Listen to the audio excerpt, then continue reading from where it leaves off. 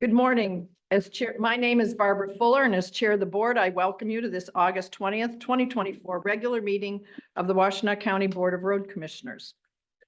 Actually, this is the working session of the Washtenaw County Board of Road Commissioners. Our office coordinator, Aaron Smith, will describe how our meetings operate, how to access the agenda packet, and how people may participate remotely. Aaron. Thanks, Chair Fuller. There are multiple ways to make public comment during today's working session, whether you're joining us in person or virtually. If you're here in person and would like to make comment, please fill out the sign-in sheet now. If you're joining us virtually, we will ask you to raise your hand at the appropriate time in the agenda.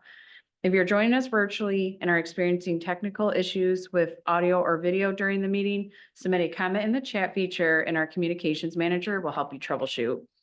If you would like closed captioning during the meeting, you will have to manually change your settings. Click on the captions button and select show captions. The audio and video of this meeting is being recorded, and a link to the recording will be posted to wcroads.org in the next few days. There are printed copies of today's meeting agenda on the table near the front door, and it is also posted on our website. And now I'll turn it back over to Chair Fuller. Thank you, Aaron. I now call this August 20th, 2024 working session to order and ask Aaron to call the roll. Chair Barb Fuller. Present. Vice Chair Rod Green. Present. Commissioner Gloria Yamas. Present. Commissioner Joanne McCollum. Present. And Commissioner Jeff Smurs. Present. And then the following directors are in attendance. Our Managing Director, Matt McDonald, our Director of Engineering and County Highway Engineer, Brent Schlack, our Director of Operations, Adam Lape, and our Director of Finance, Dan Ackerman. Thank you. I will now move on to the next item, which is public participation. This is the time set aside on the agenda to receive comments from the public. This is not intended to be a period for dialogue. Each person will be allotted 3 minutes to address the board. Aaron will now explain how people may be recognized to offer comments. Thanks, Chair Fuller. Since this is a hybrid meeting with both in-person and virtual attendees, we will take turns between those attending in person and virtually. For our virtual attendees, we have provided some instructions on the screen on how to participate and make comment. If you're attending this meeting and would like to make comment, please raise your hand now. If you dialed into the meeting from your phone, you can raise your hand by dialing *9. Our communications manager will unmute virtual participants with raised hands one at a time and will announce your username or the last 4 digits of your phone number when it is your turn to speak. And then please share your name and address before beginning your comments. And then for our in-person attendees, we will start with those who signed up on the sign-in sheet as you walked in. If you didn't sign in, you're still welcome to make comment, and our communications manager will notify you when it is your turn. Very good. At this time, do we have anyone who wishes to make public comment? No, Madam Chair. Thank you, Tiffany. We will move on then to our next agenda item, and I'm going to turn this over to our Managing Director, Matt McDonald. Matt. Good morning, Commissioners. First on our agenda today, I'd like to bring up Nicole and Ryan.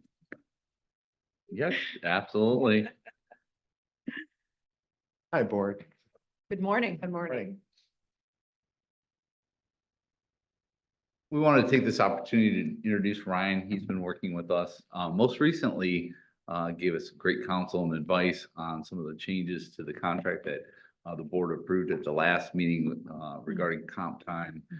So we worked through some issues, but want to take this opportunity at the working session to give some background for Ryan. Nicole, I don't know if you had anything else. I don't. Okay, thank you. Oh, identify yourself for the record so that the people who Nicole can't see Peterson, us. Human Resources Manager. So I guess what I would add is after doing a search, casting a net, interviewing multiple different labor attorneys, knowing that we wanted to go into a different direction moving forward, and with Matt as our new managing director and having negotiations here in 2025 with the expiring collective bargaining agreement with TPOAM, we had decided on Ryan. And so that's why we're here today, is to introduce him, give a little bit of background on who he works with or what he does. Ryan did come with a recommendation. He works for Craig Lang or alongside, and has been his protege for many, many years. It's a decade. Yeah. Which Craig has worked with road commissions throughout the state for the majority of his career, and continues to be even a backup for Ryan if need be. So I'll let you introduce yourself. Oh, Ryan. sure. Board, it's really, it's an honor to be here. I'm looking forward to serving you. Looking forward to a very long-term relationship, and it was nice working through that problem with Matt and Nicole, and the way that, you know, I tended, and Craig has taught me to handle labor relations is be hard on the problem and soft on the person. Try to collaborate and trying to find mutual interest and mutual gain. And, you know, a lot of that I learned from my dad. My dad passed away 2 weeks ago. And it was a honor to be with him, you know, during that time. But it was a greater honor in all the people that came to him from his work. He was a union member for 45 years. Members of his former union came and just talked to me about my dad, and things I already knew, how he was fair, how he was a hard worker. He was honest. He demanded high standards, but also fairness. There were supervisors at his funeral service as well, and they also spoke highly of my dad. And now I had some time just really working through it. But I think even more than Craig, my dad has taught me really how to handle labor relations, and that is treat everyone fairly, demand high standards, and really work on the problem at hand and not necessarily on the person, try to separate that. And if we could solve every problem here the way that we solved this recent comp time issue, I think, you know, we'll be in good hands, and we can focus on the mission. But I'm really looking forward to working with you, and hope to see you soon. Thank you. Commissioner Green? Oh, no, Oh, I'm just saying thank you. Commissioner McCollum? Yes, Ryan, I saw you at one of the commissioners conference, and I was blown away with your presentation. Oh, thank Very you. knowledgeable. You paid attention to detail, and you kept, almost 100 people, you kept our attention. So I am very pleased that you have joined our company here, and I feel confident that you're here, and I know that things are going to be done very well. So thank you. Thank you. It's very kind. Thank you. I have a question. What union was your dad affiliated with? He was a postal worker for 45 years, and he was with it wasn't the letter carriers union, it was the clerks union, the AP. I wish I knew the entire acronym, but after he retired, he's with the RI. National Association of Federal Retired Employees, NARFE. I happened to win a scholarship from that union, but I don't know if they'd be so happy if I was on management side, but I don't like seeing things necessarily as sides. So try to solve problems in the workplace. Condolences. Thank you. That's always Yes. hard. And Ryan also works with the city of Ann Arbor. What's the most recent contract you were in the city with, working on? Yeah, I was I'm currently negotiating the fire contract in the city of Ann Arbor. I negotiated the police officer contract with the POAM, which is the affiliate group of what represents our employees, the TPOAM. From what I understand, it was the first time in about 20 years that they negotiated a contract without resorting to arbitration. So I see that as a success. There were some major wins for the city, also some major wins for the employees, but you know, ultimately that's the way collective bargaining goes. If everybody can have some wins and move the mission forward, that's what you want. So I'm just outside counsel for the city of Ann Arbor. They have, you know, internal counsel, but sometimes, you know, it's easier on the outside if you have some elevation, you could see the problem from a different perspective and try to come up with creative solutions that can get both parties to yes. So, and that's what I try to do. Try to facilitate as much as negotiate. It's a good book. Getting to yes is a good book. You know, Absolutely it is. Madam Chair, our newest partner at the firm, he graduated from Harvard Law in 1962. And I was talking to him, and he says, yeah, my favorite class in law school was by a professor named Roger Fisher. And who wrote the book Getting to Yes. And just kind of amazed. I was gonna get lunch with him later not Roger Fisher, but with my partner. Not Roger Fisher. Roger Fisher has since passed, but It is a great book. Very useful, very useful. So, welcome Thank you. to the organization. I look forward to seeing your work Thank and you. having a different perspective. Thank And you. my condolences on your father. That's a Thank you. difficult time. Anything else? No? I want to say something to Nicole. I'm sorry? I want to say something to Nicole. Okay, go ahead. Nicole, once again, you've done a great job. Another home run, Nicole. I mean, you are good at this. Thank you. Thank you. Yes. It means a lot. Thank you. Thank you, Thank you. board. Welcome. Thank Take you. care. Thanks for coming. Thank you.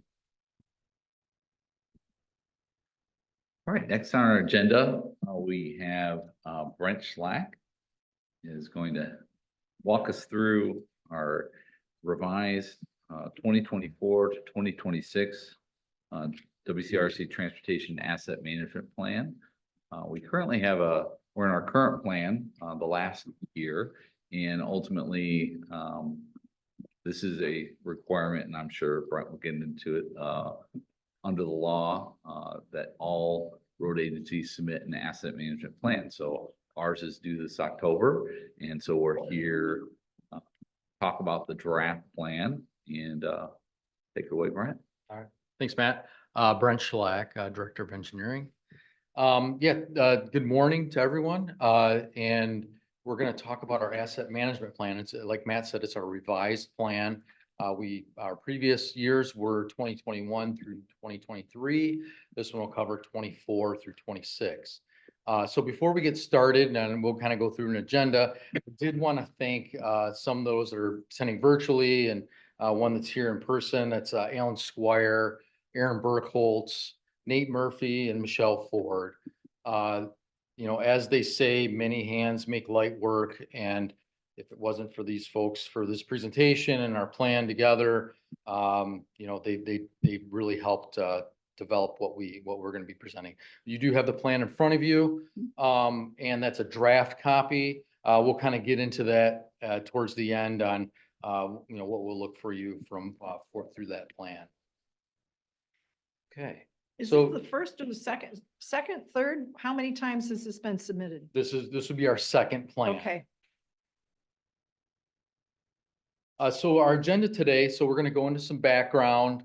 We'll look at our inventory of our assets and the condition of that, some planned projects.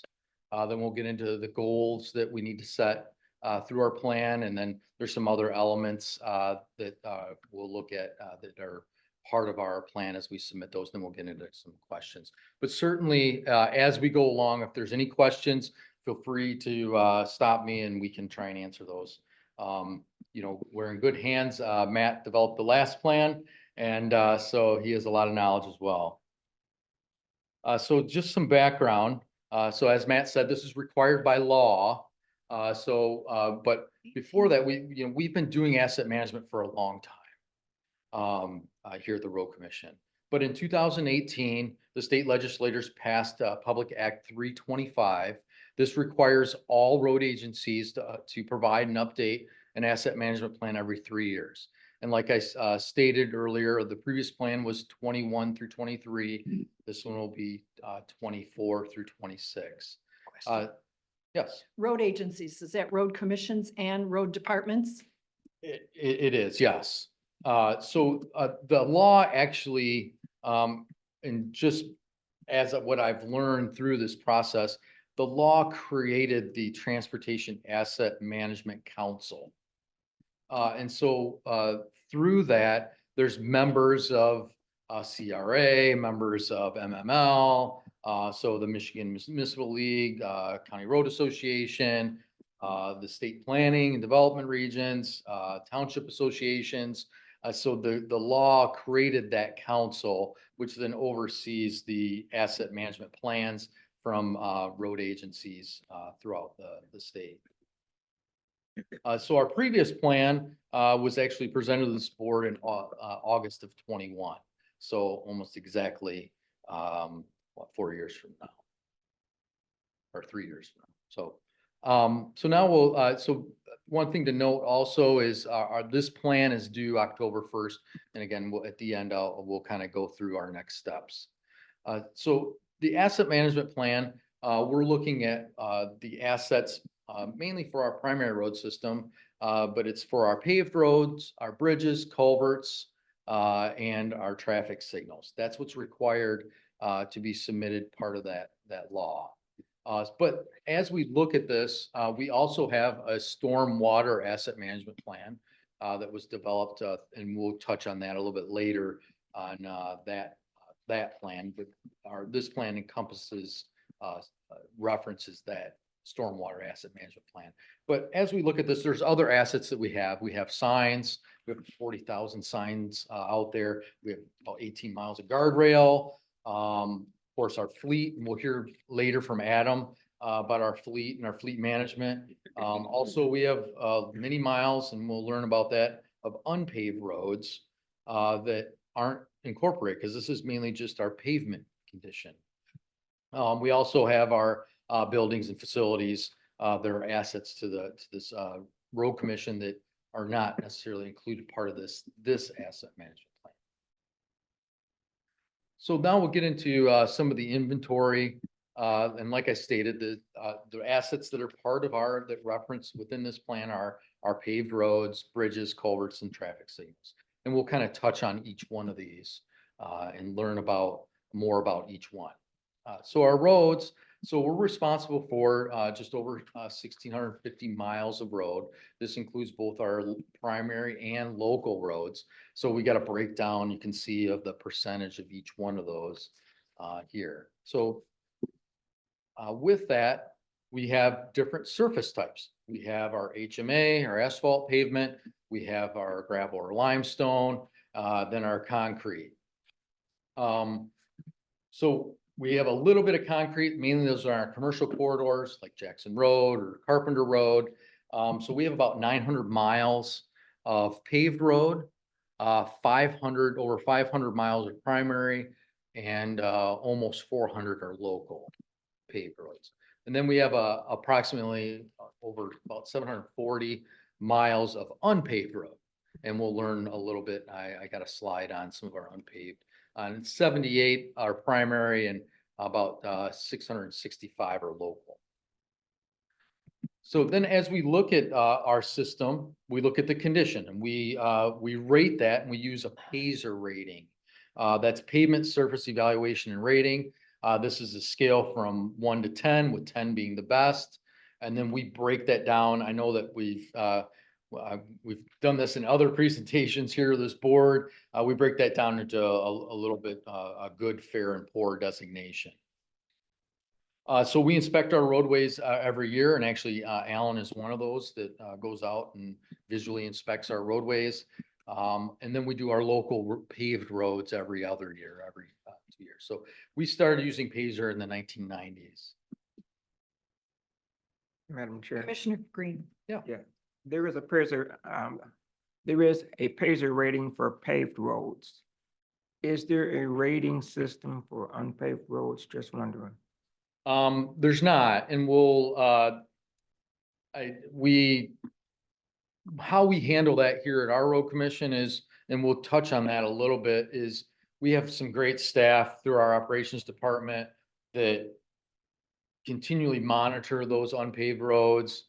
They know the condition of those. They're basing their improvements or their maintenance activities based on the weather.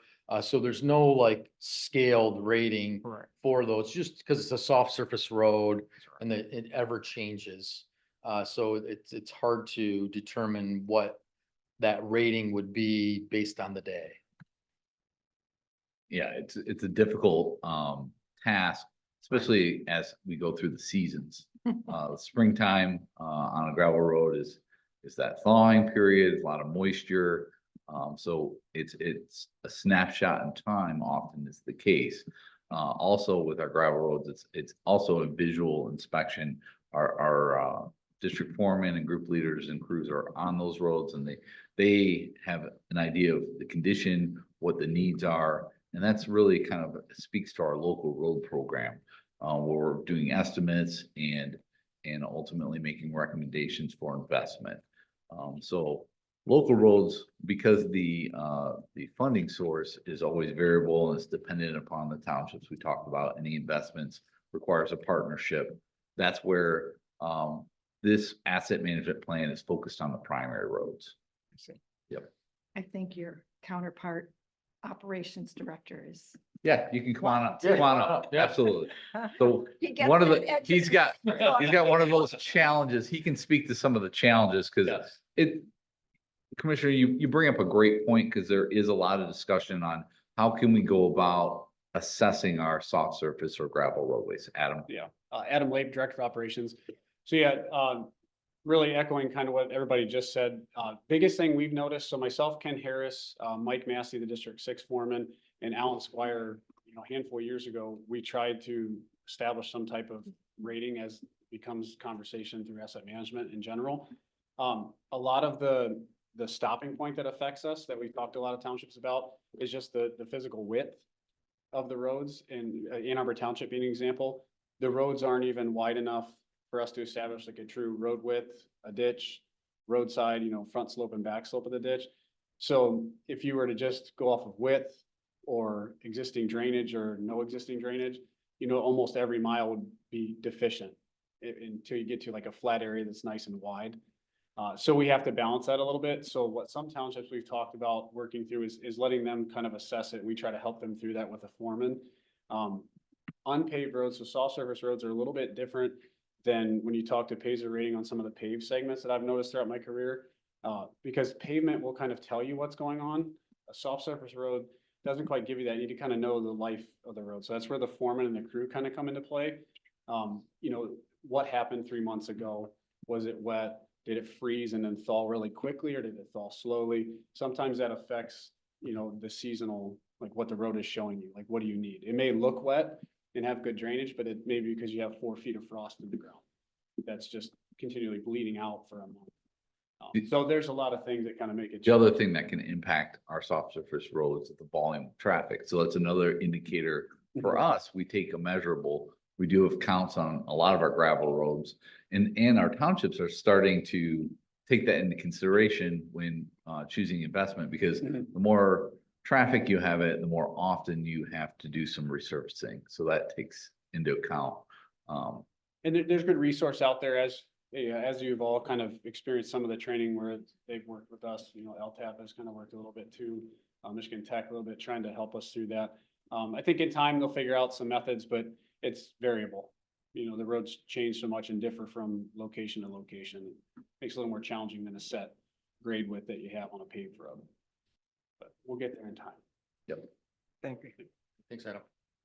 Brett, would you distinguish for us there's primary gravels and then there's local gravels, right? Correct, yeah, and as I stated earlier, and we have quite a lot of miles of unpaved roads. So we do have some that are primary roads. And primary roads are mainly those that are servicing the freeway and other communities. And then our local roads are those that, service to your home or to our primary system. So we do, within our county, I think I had, don't have in front of me, I think it was 78 miles of unpaved primary road within our county. So we have a quite large system of unpaved roads. But our plan, our asset management plan, mainly looks at our paved system, not our unpaved roads. But we provided some information for the board through this presentation. So the slide that you see now is the current condition of our primary road system. So it's the bar chart with the number of the years underneath, and then the percentage of mileage for good being the green, yellow being the fair, and red being the poor. And, as you can see over the years, we're trending in the right direction. We're gaining more good roads, and we're reducing the number of poor roads. So we've made a lot of progress, and this is through some of our asset management practices, through our chip seal and our fog seal, where we're moving some of those, keeping some of those good roads good, or we're doing like a mill and overlay, and we're moving some of those fair roads into the good category. And then we also do have some projects where we're looking at some of those poor roads, and we're doing a crush and shape or a reconstruct, and moving those into the good category. So we do this through a variety of funding sources, and we'll touch on those later, but those would be our MTF or Michigan Transportation Funds, federal aid, or township funds. So as you can see, our primary road system is we're trending appropriately for that. So the next slide, this is our local roads. This looks a lot different than our primary road system. Local paved. Local paved, yes, thanks, Matt. You bet. So for the most part, these roads aren't eligible for federal aid. Many of these local paved roads are within subdivisions. So again, you can see we have quite a large number of poor roads. We're kind of fluctuating between and kind of staying stagnant on the number of poor or good. But this is just a result of, like I said, a good percentage of our paved roads are in subdivisions. In the late 90s, we had a big boom in our county on subdivisions, and a lot of that pavement now is 20, 30 years old. So it's just now this graph here is showing the lack of investment in some of those areas for our local road needs. So we've done some things. We've adjusted our local road matching program. Adam and his staff have worked really hard with township partners to create those relationships and help understand what the issues are. We have our township booklets that I know Tiffany and Matt and Adam and others have put together. Dan Ackerman, our finance director, on understanding what those needs are and how to improve it. But that booklet provides tools on what they can do to help make those improvements. So again, our plan doesn't recognize these local roads, but I wanted to provide this for information to the board that, yeah, we do have some needs on our local roads. So are these federal aid eligible? They are not. They are not. We do have, I mean, I say that, but there's a small percentage that are federal aid eligible. Just like there's some primary roads that are not federal aid eligible. But it's a small percentage on either side. Commissioner Green. And it's also fair to say that the local millage has no impact on the local roads. Is that a fair accurate statement? Subdivision roads, correct. Correct, right, yes. Yeah, Matt brings up, so our local county millage, it does, in some cases address some local roads, but for the local subdivision paved roads, it does not. It does not provide, funding for those. I was just gonna add to, if you look at your asset management plan in the appendix, page 42, you'll see a map, and what it'll show you. Hang on, let us get there. No problem. I'll just to give you an overview is a lot of these paved subdivision roads are in the urban areas, where you can see in Ypsilanti and Pittsfield Township, some of York, Scioto, where it's highlighting, there's a lot of subdivisions in those more urban townships that are where a lot of the poor condition roadways are, and not that the townships aren't investing. It's just such a big hole that we have as far as needs that outweigh the funding. So we've got great partners. They've been investing. In fact, Ypsilanti invested over 2 million a few years ago, Pittsfield 5 million, and a lot of that was subdivision paving. But the reality is it's going to take many years of that consistent investment to start turning this graph into moving the poor condition into the good and then managing it. The issue is sustainable funding that is consistently invested into our system. So thank you, Tiffany. Yes, thank you. For being able to put that up on the screen. So yeah, it's one of our bigger problems. It's one of the reasons why the recommendation was made to the board to increase our local matching program from 1.5 to $2 million. So that's $500,000 more. And you know, we have to take a balanced approach because we can't start investing all into the local roads and then lose the primary system. That's just not something that we can do. One of the other tools that's available to residents is special assessment districts. I know it's not very popular for residents to call up the road commission and say, I've got a problem with my local road, to hear I've got to pay for it myself. But that's the reality, is a lot of subdivisions that see a need can go through that special assessment district process. And oftentimes, you know, it's much like a roof. You know, at some point, if you live in your house long enough, you're gonna have to replace the roof. If you live in a neighborhood long enough, you're gonna have to address the road. And that's just the reality of our assets. Eventually, they have to be reinvested in. So local roads are one of our more troublesome issues because of the lack of funding.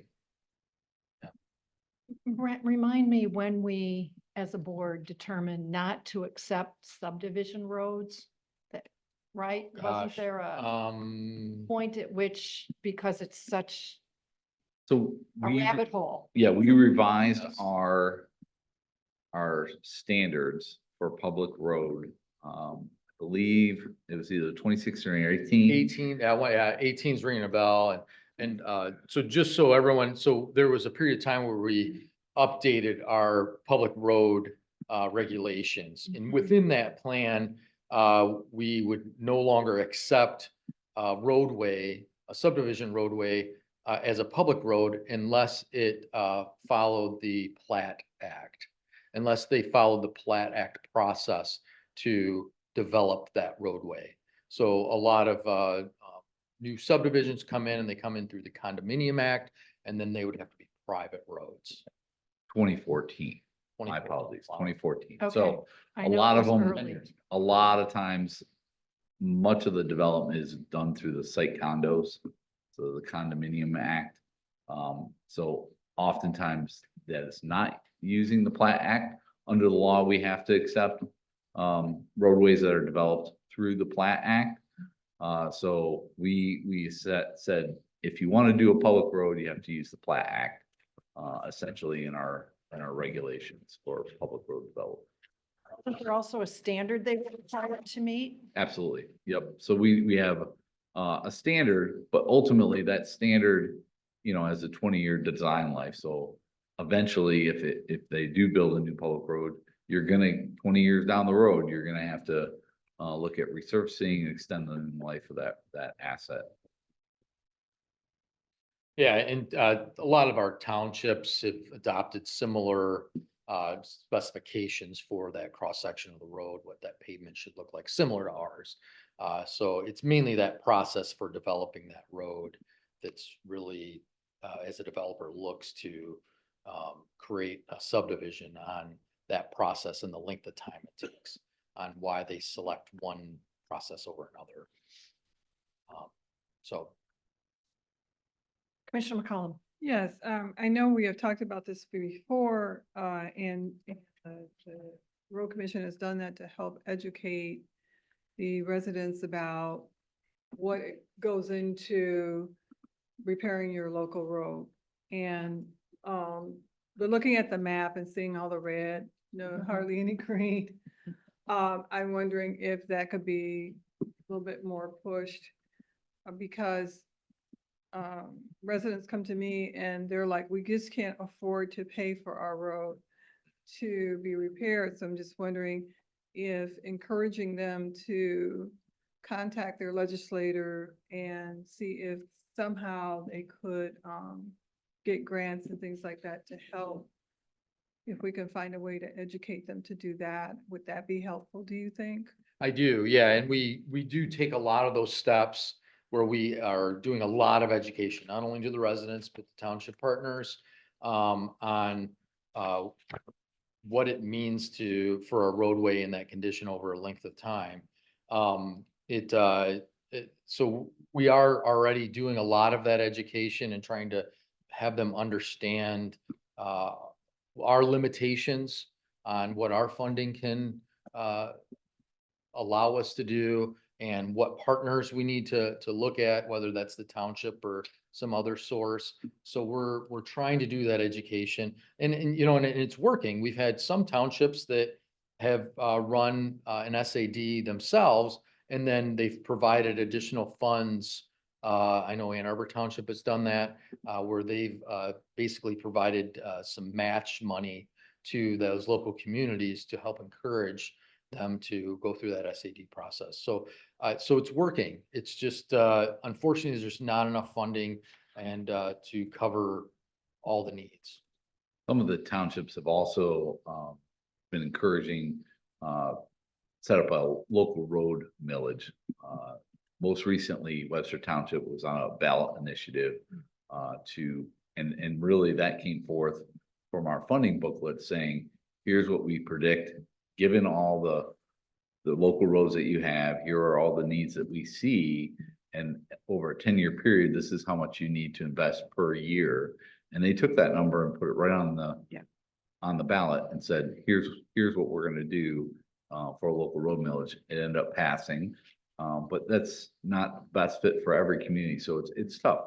We will have an opportunity. Lansing and the legislators in Lansing are going to have to take up some road funding as it relates to, you know, we've heard a lot about vehicle miles traveled, looking at restructuring how revenue is collected. So that is an opportunity in my mind to also look at additional funds for local roads. However, again, the appetite has not been there, but hopefully at some point they will take that up, and we can also educate our Washtenaw County legislators Right. on the local road issue. So that's something, to your point, we can do at the road commission. Thank you. Absolutely. But I want to say, I think the Washtenaw County legislators aren't the problem. No, I absolutely not. No, they're very, very strong advocates. Right. But we need to arm them with, hey, road funding is an issue, but in addition, local road funding, we need either more revenue or more tools to be able to address the needs that are Right. staring us on the screen there. Right. So, yeah.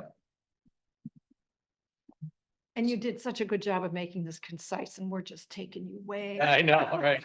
No, it's fine. It's fine. Discussion. Yeah, I got 35 more minutes.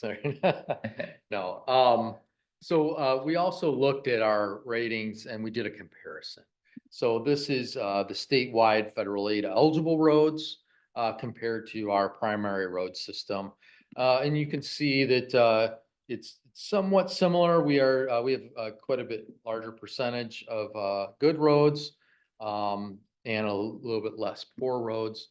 But we're doing a really good job. This is showing that our asset management practices are working. So we got about 79% of our roadway system is in good, fair condition, and that's trending in the right direction. I would also add that the county millage is a big contributor to this. Without the county millage, we would not be in this good a shape from a condition standpoint because of the investment. In the beginning of the millage, it was about 4.5 million. In this renewal, it appears that we're looking at revenue of 5 million a year, which is a good sign because our cost of construction, you know, we're experiencing inflation. So that will help combat that as well. So without the millage, we would not be in as good a shape. And again, that millage has been going on for about 10 years. So that is, to me, is showing, hey, with additional funds and investment, we can make a difference. We can make that change in our conditions. Yeah, and problems are easy to solve, right? It just takes funding. And so unfortunately, there's not enough of it for the need. But we're making good headway, particularly on our primary road system. Local roads, a little bit different story again. This is in comparison to the non-federal aid roadways statewide, to our local roads. We have a large percentage of poor roads. So this kind of gives you a feel for our complete system. I would also add to specifically this slide, as we compare to statewide federal aid roads, those are the local roads. One of the things from CRA you've probably seen in communications is encouraging its members to rate the local roads. So this is a pie chart based on the data they have. Unfortunately, not all local roads have been rated. And I would wager that if we had the data for all local roads, they would have looked a lot closer to our graph. It's a very good point. Because we're not required under the law to rate the local roads. It's encouraged. We do so because it helps decision makers prioritize investment. So it makes a lot of sense. So we do it every other year. Not all counties do that. Commissioner Green. So just wondering, so it looks like the local road situation is one that's going to get worse before it gets better. Yeah, it definitely is not trending, or it's, kind of flat when we look at some of our bar charts. It's but yeah, we have a lot, like I said, we have a lot of our paved local roads are in subdivisions that are aging and without not funding for that. We certainly do our routine maintenance, but to do an improvement, based on our law, we would need to see 50% funding from another source. And so that's where we look to our township partners in a lot of cases. And like Matt said, we've tried to enhance our local road program to try and help with some of the situation. So yeah, it's definitely in dire need. Yeah, that's our constraint, is the law that guides us, the Act 51 law. It requires any improvement to have a partner for at least 50%. So that local revenue, and it's encouraging, you're getting more and more conversation from the township level to support local road millages, specifically to address that local road needs. But that's why we have our matching program, and ultimately we can only carve out so much for all of our other needs. It's, as Dan Ackerman, our finance director, will say, and our board has really done a great job of taking a balanced approach. If we took all of our eggs and put it in the local road basket, we wouldn't be able to maintain those roads because of the equipment or whatnot would that investment would suffer as well. So that's why today is a very important subject, and we are talking about the transportation road network, but then we're also talking about equipment and facilities as well. So it's one of our biggest challenges, the local road conditions. So then we get into our unpaved road system. Like I said before, well, we have 78 miles of primary unpaved and about 660 miles of local unpaved roads. So it's a large system. We have seen a large investment in our unpaved roads, either through the millage plan, where we've done some limestone overlays, or some of our Adam and his staff working with townships on improving and understanding what that unpaved local road looks like and improving that. We have also paved some of our unpaved primaries, like Zeeb Road, Textile Road. So again, we're encouraging townships, and townships have heavily invested using that local road program to help not only with their local paved, but their local unpaved roads. So like I stated earlier, unpaved roads don't have a Paisley rating system, and they're not included within our asset management plan, but we wanted to touch on those through the presentation. So we get into our bridges. So we have 125 bridges.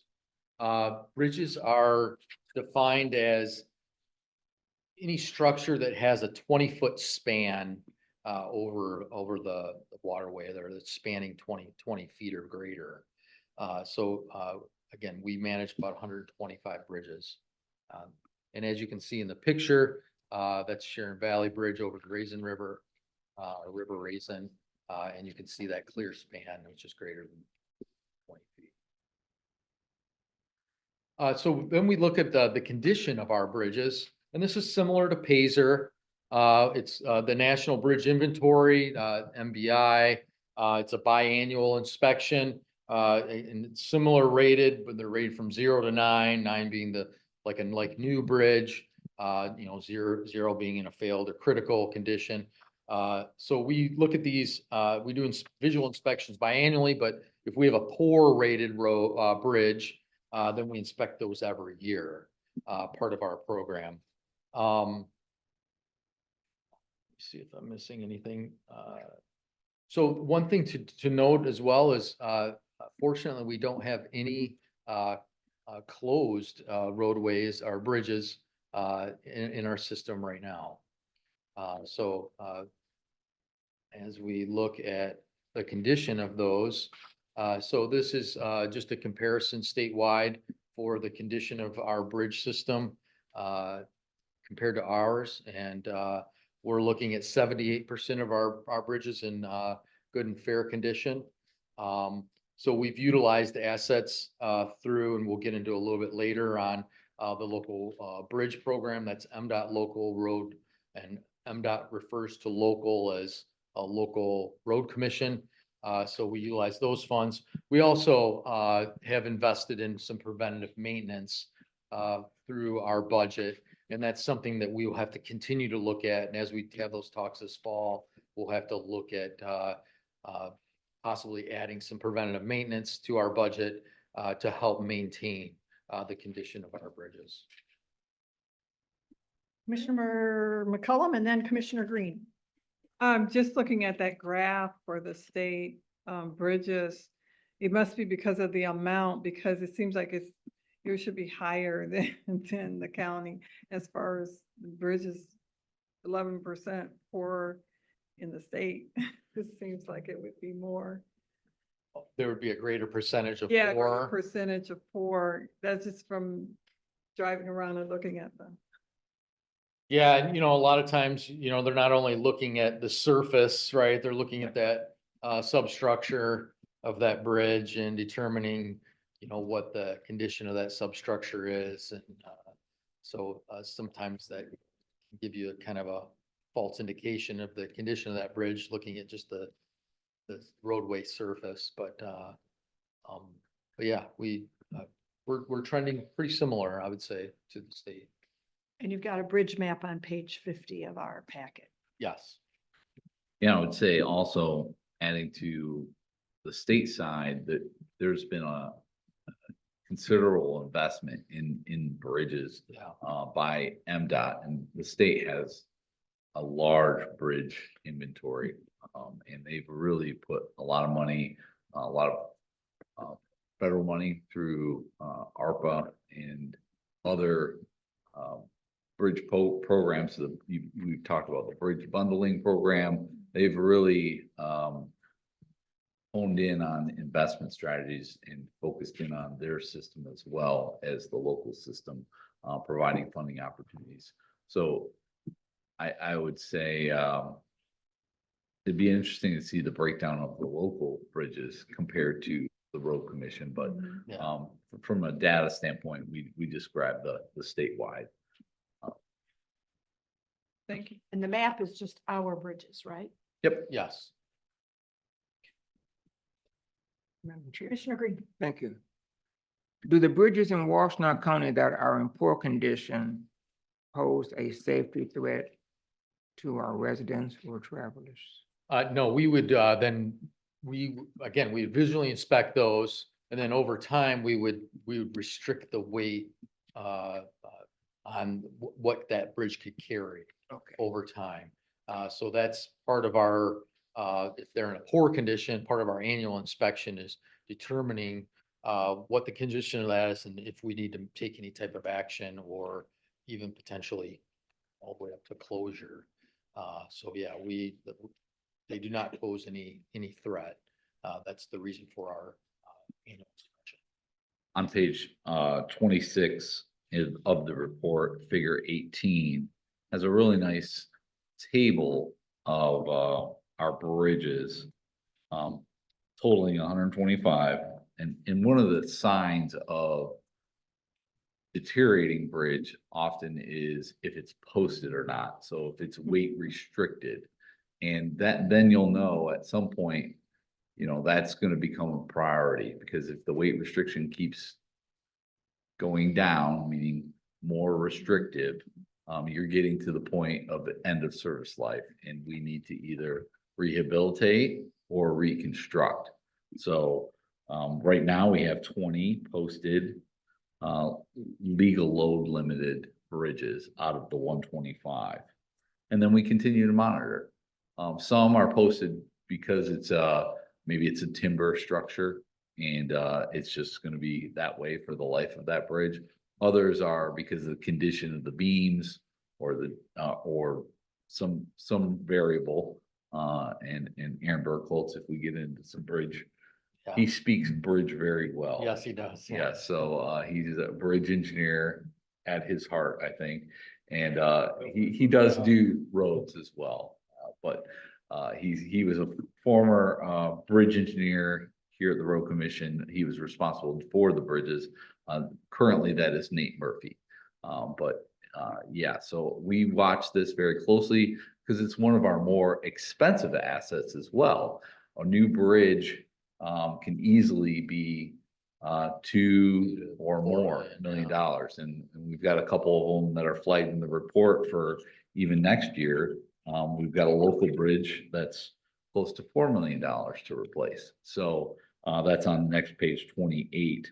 You'll see some of our planned bridge projects in the report. So And we'll touch on those. really expensive. So we want to keep a close eye on it. The good news is we're constantly inspecting those that are in poor condition. And so anything that's of risk to residents, we're going to immediately react to, and we're required to. You're required to, yes. Yep. Oh, Commissioner McCollum, yes, Brent. So the railroad bridges, there's not what a page are you on? 26. Okay. The railroad bridges, the two that we inspect, we just submit what we inspected, and we don't measure if it's fair condition or. A good No. example is, one that comes to mind is that I drive through every day. Yeah. Is the viaduct in Viaduct, Dexter yeah. on Island Lake. That railroad is owned by MDOT. Amtrak maintains it on behalf of the state. And then there is some debate Yeah. on who actually owns the bridge.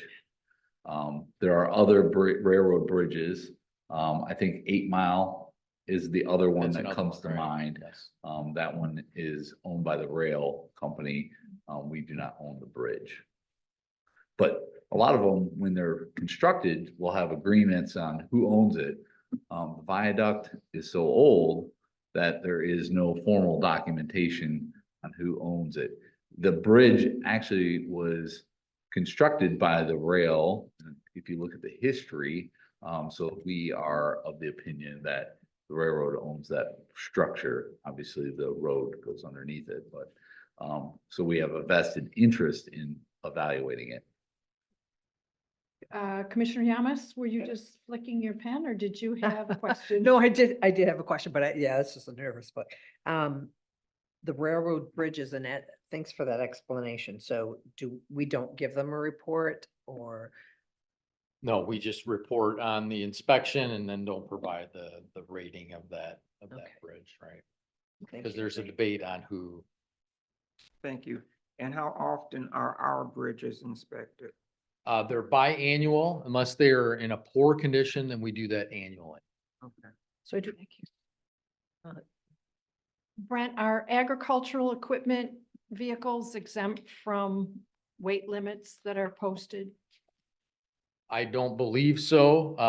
That's a good question. I don't believe they are, because No. it's still weight. I know it'd be what, implements of husbandry or whatever, but I don't believe that. I believe if they have so they're a weight, then they're gonna be contributing to that restriction. So I believe they would also have to comply with that Okay. restriction as well. I did have Commissioner another, Yamas? I'm sorry, I do have another question. The bridge inventory, and you do it compared to the state, so I was, just wanted some clarification on the bridge that we had. The state doesn't oversee all bridges, then just the bridges in our county. Any of them are owned by the state or maintained by the state? Are they included in this bridge condition report? They are not. So the bridge condition that we're looking at are the 125 that are under our jurisdiction. Okay, So thank you. to answer the question on who owns the bridge, Yeah. it's whoever owns the road. So whoever has jurisdiction of the road. So Okay. example of I-94, the bridge that goes over I-94 for Baker Road or Zeeb Road, those are MDOT's bridges because they needed that bridge to have the freeway go underneath. So though that roadway is ours, but ultimately MDOT maintains those bridges. So for example, the bridge that was knocked out by that semi last year, right? Correct. So Joy Road or Warren Road, Yeah, it's those are MDOT. MDOT bridges, but the road that goes above it is our, so it gets a little tricky. Yeah. So if it's a freeway, typically, if the bridge is there because of the freeway, it's the state's. Okay, thank you. Absolutely.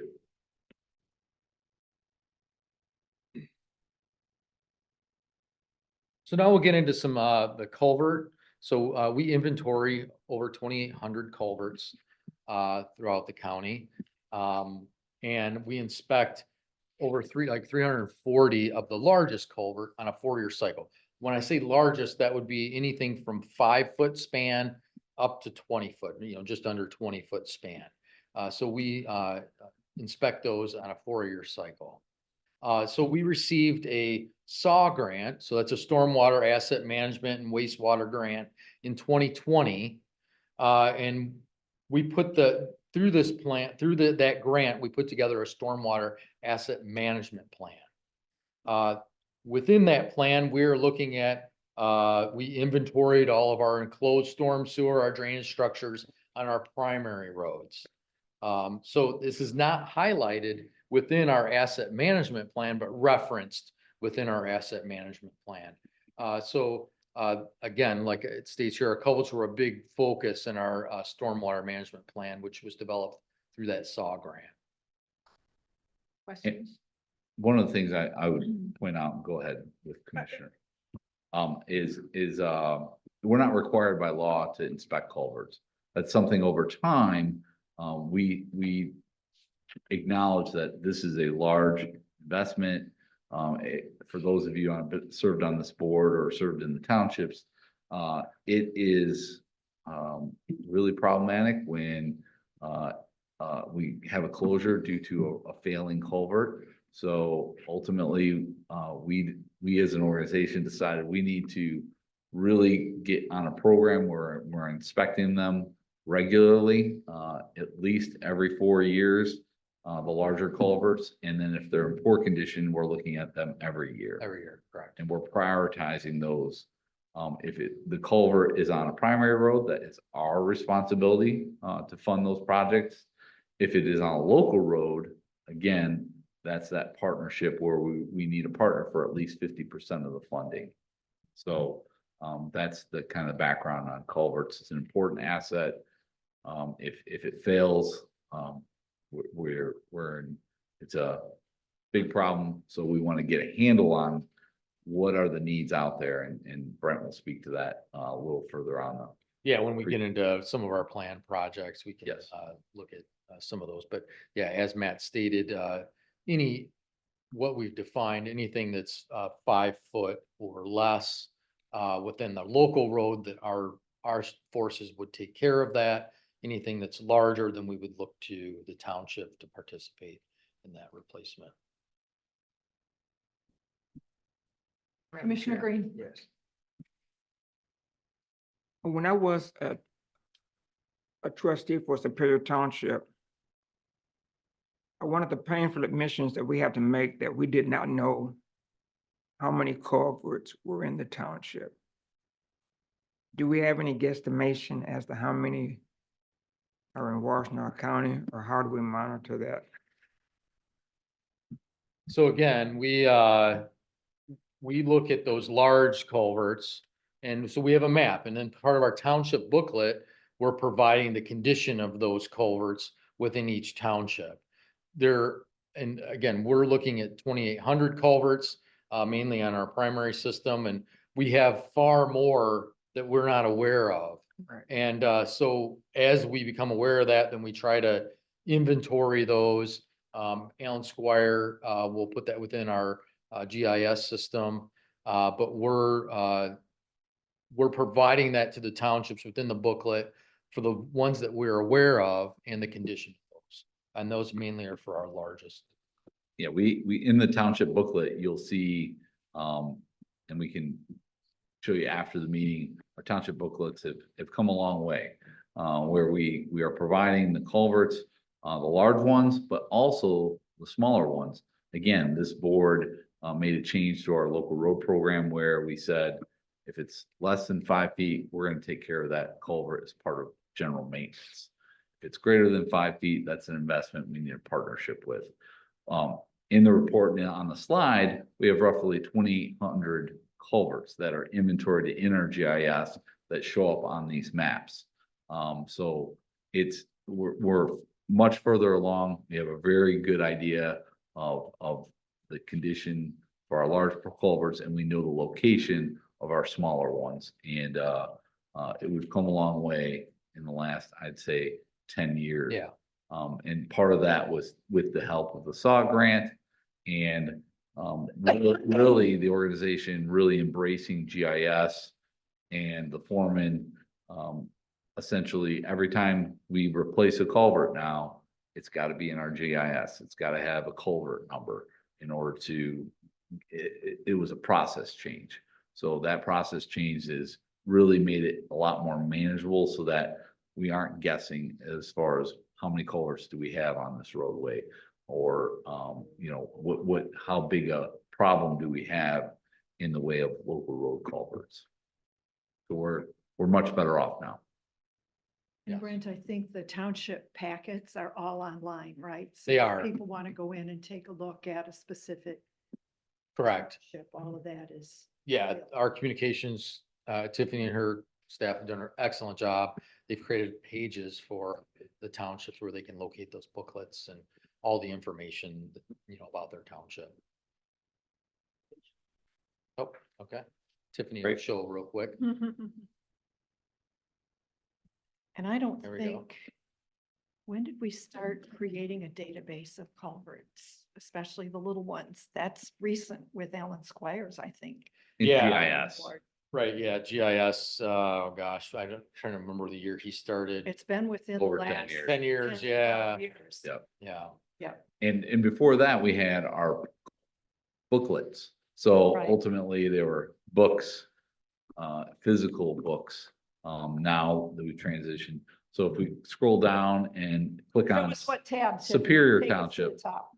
doing business with Right, that's the one that I'm always like, so. where townships, was it? Yeah.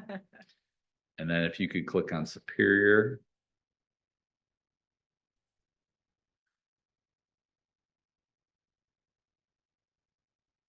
and I'll say, Aaron Burkholz, our Assistant Director of Engineering, again, is very intimate with a lot of our culverts. I know when he was an intern here at the Road Commission, a lot of his tasks there were inspecting or inventorying a lot of our. So you can see on the township page, it gives a real good breakdown, right summary, right at the top of the page, where it talks about number of miles of road, culverts on primary, culverts on local. And then you can scroll down on the right-hand side and look at the helpful links. the 2024 booklet. If you could click on that. And then this is our general, it's essentially a lot similar to the report we're talking about today, only on the local level for the townships. For review and consideration, you can see the needs assessment, but we can scroll down, we're highlighting local bridges and culverts of concern. And then eventually towards the end of the book, we've got in the appendix a map. We've got the Pazer maps. There's a lot of similarities to the presentation today. And then there should be a culvert map. Yep, I think there is. Keep going. These booklets have come such a long way.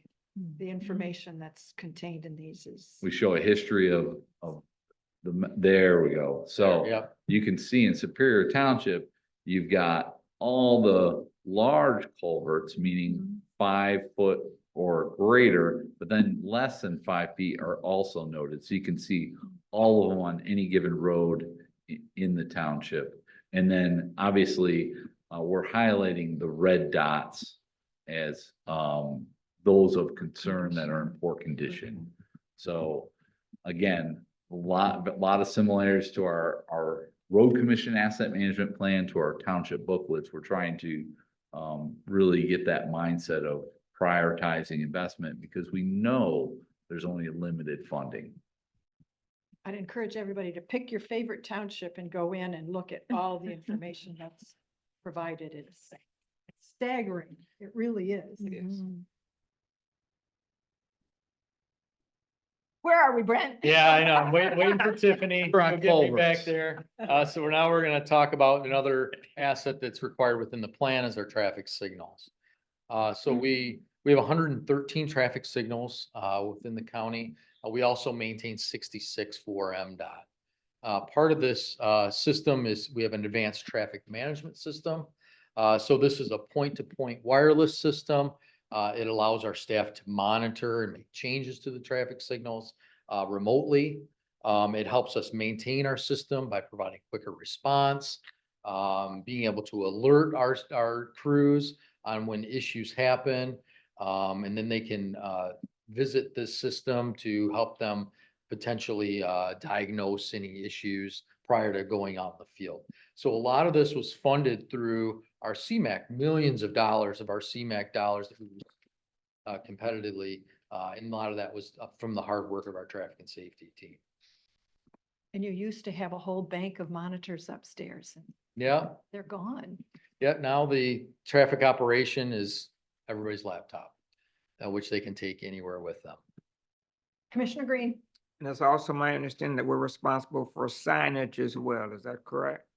We are responsible for about 40,000 traffic signs, but that's not included within our asset management plan. I understand.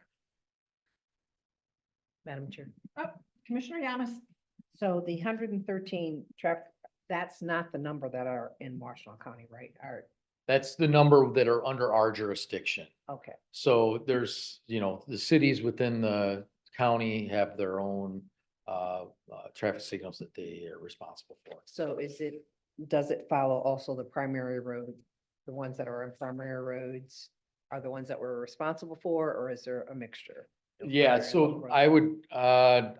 I would say that of the 113, they either are they're all on a primary road, or there may be a local road that goes through them. Okay. But they would be one of the roads intersecting would be primary.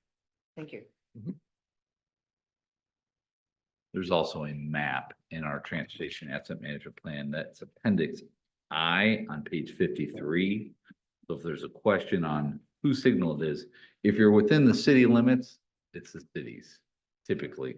And then if you're outside the city limits, then we have kind of a map that shows you by color, the blue ones are ours, the black ones are MDOT's. And then again, we maintain on behalf of MDOT, they ultimately are responsible for those maintenance costs and any improvements. And then we run timing and whatnot through Yes. them as well. Right. So now we've talked about what we have. and what the condition of that is, and now we'll discuss some of our planned projects. So our strategy is, and again, it's our focus and the name of the game is to extend the service life of all of our assets. And we've heard that through multiple presentations. So we've done that either through crack seal, seal coat, or fog seal, our resurfacing of our paved and unpaved roads, pulverization and resurface or reconstruct. So again, it's applying the right fix at the right time. So if we're looking at a crack seal, I mean, and again, as you work down this list, the cost gets more and more expensive. So a crack seal or seal coat chip seal, we're looking at anywhere from $40,000 to $45,000 per mile for a chip and fog. Our resurfacing, so for our paved roads, we're looking at anywhere from $220,000 to $250,000 per mile for our paved, and about $75,000 for our unpaved for that type of resurfacing. A pulverize and resurface, the cost per mile is about $450,000. So as you can see, that cost keeps going up and up. And then ultimately for a reconstruct, we're looking at $1.5 to $2 million easily for a reconstruct. We just brought to the board last meeting our bids for Bemis Road, which is a local road, but that's to reconstruct that gravel road. Those bids came in about $2.3 million. So as you can see, that cost just continues to go up. Commissioner Green? For reconstruction, that's 1.5 million to 2 million per mile. Per Is that mile. correct? Correct. Okay. For a 2-lane road. For a 2-lane road. If it's Right. larger than 2 lanes, the exponentially up. Yeah, and yeah, so as we're seeing those costs of doing construction and as we're looking at improving that surface and the drainage and any type of obstruction removal within the right of way to help with that drainage, that cost just continues to go up. Commissioner Green? And the average life of a reconstructed mile is about what? About 20 years. 20 years? Thank you. I had the same question. Oh, Oh, I'm sorry. okay. Had Rod asked it, so Mr. Okay. Green Great. asked it. I think I'm gonna get everybody a pen like Gloria's so you can wiggle it now. So of our primary road network, we have over 600 miles of our primary road network. And so this is a breakdown of the different types of treatments that we've done. And so we're looking at those years of 21 through 23. And then what we have planned for 24 through 26. So the mileage has gone down. A lot of that's due to the cost of construction. But as you look deeper into this, we're actually taking a lot of those, fair roads that are nearing that poor condition, and we're making them good. And so you can see we have over 20 miles of mill and resurface, which again, as that cost continues to go up, as we start to move, to a mill and resurface, to a pulverize, to a reconstruct. So that's some of the reasons on why that mileage is gone down a little bit. As compared to the last plan. As compared to the last plan, correct, thank you. So again, we can see like for a crack seal, you're looking at sort of service life around a year to 2 years. Our chip and fog, we're looking at anywhere from 3 to 5 years. And again, a lot of this is detailed in the plan. A mill and resurface, we're looking at about 5 to 10 years. Pulverize and resurface, the service life's about 15, and then a reconstruct's about 20 years for that service life. Excuse me. Commissioner Green or Commissioner Yamas? Did you? Yeah, you said it's in the plan. What page on the plan can I find that? I'd have to, it's within the write-up. I'd have to dig and look to see. I don't Okay. have the No problem. That would plan in be, front of me. Page 16. It Okay. talks about the different treatments and the costs. Okay, Thanks, Matt. So it's fixing and improving county roads and the type of treatments. okay, thank you very much. Commissioner Green? Would you consider fixing a pothole, a crack seal? No, that's like routine maintenance. for our roadways would be like repairing a pothole, a crack seal. Again, we're trying to reduce the amount of water on the road, so any of the cracks within that roadway, we're filling with a liquid emulsion to try and eliminate some of that water intruding into the pavement and into our sub base. So that's what a crack seal would be. It's so as if you've driven around, you'll see like these lines, these black lines that that's just sealing that crack. So what do you call a pothole fixture? Just Routine maintenance. routine maintenance, A routine pothole. maintenance. Okay. Yep, pothole repair, pothole, yeah, fixing their potholes. Yeah, so it's just a routine maintenance. It's not a preventative maintenance treatment. I see. And oftentimes a very temporary fix. Yeah. So now we get into our bridges. So we've been successful with our local bridge funding program. So for the most part, that local bridge program, which is an MDOT program, is on our primary road system, but we do have a couple local roads on here, Sharon Valley and Cherry Hill. That's a competitive grant program. So as we look at that, because it's competitive, as our system becomes better, we start to limit ourselves on receiving a lot of those funds because they're looking at what the condition of our roadway is compared to other agencies. So if there's another agency that has a structure that's in worse condition, then those funds would be applied there. So again, this is another reason that we need to look at potentially adding some preventative maintenance to our system to help maintain our roads. And one correction on this slide, I didn't want to change it, is that the Cherry Hill project is not a replacement, that's a rehabilitation. So that'll be replacing that superstructure of the deck of that. We'll be keeping the abutments for that project. The deck will be replaced. The deck will be replaced, correct? And these numbers, some portions of this is grant funded, but there are some bridges where we have a large local match and share. So Yes.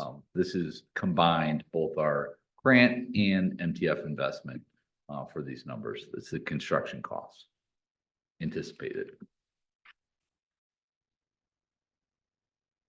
So then we look at culverts, and I added this slide. These are mainly local road culverts, but I just wanted to look at the magnitude. A lot of these on here, which I know has been presented to this board in the past, were through that Washtenaw County Water Resource Commission stormwater grant. But it totals over $3 million that we received through that grant. And a lot of these, again, are on local roads, but it's a huge investment that is being made to our existing culverts within our system. So that program, the Water Resource Commission committed a certain percentage, or in some cases, it was up to 50% of our estimated cost, but not always. And then we were utilizing our local matching program with the remainder of the cost of what's left on the estimated cost. I don't know if I did that, if I described that much. So essentially, we're splitting the cost of whatever the grant doesn't Yeah, cover. whatever the grant does not cover, correct. Yep. And again, Aaron Burkholz, our Assistant Director of Engineering, was a big part of working with the Washtenaw County Water Resource Commission for this program. So I'm sorry, I'm sorry, Commissioner Madam Green, go Chair. ahead. So are these typically state grants or federal grants? So in this case, this was the Washtenaw County Water Resource Commission. They had, I believe initially they were looking at ARPA dollars. I don't know exactly how all that funding ended up Right. on the county side. But they were looking at some federal dollars, and then of course there's local money, township funds, and our local MTF funds involved in some of these projects. Okay. Yeah, ultimately, it's the ARPA dollars that were received by the county. County distributed, I believe it was 2 million to go through this grant that the Water Resource Commissioner is administering. So it's a one-time It is, yeah. investment, essentially. So now we'll get into some of our goals, that's, required part of our plan.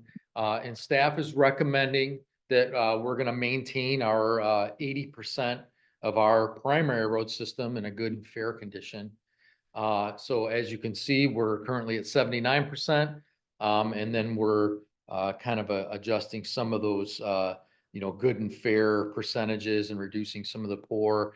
So that's our goal that we'll be presenting, part of this plan.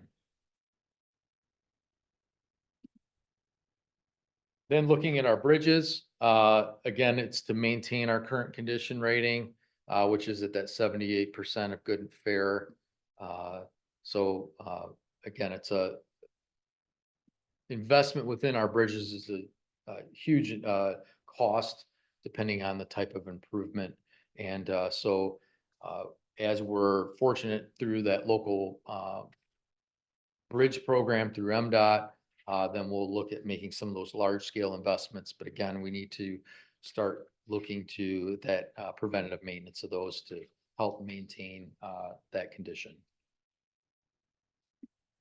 So then we, as we get into our unfunded primary road projects, we have over 20 miles of unfunded paving within our county, 5 bridges and 43 culverts. So when we look at all of this, the total cost and total need for these unfunded projects are over $40 million.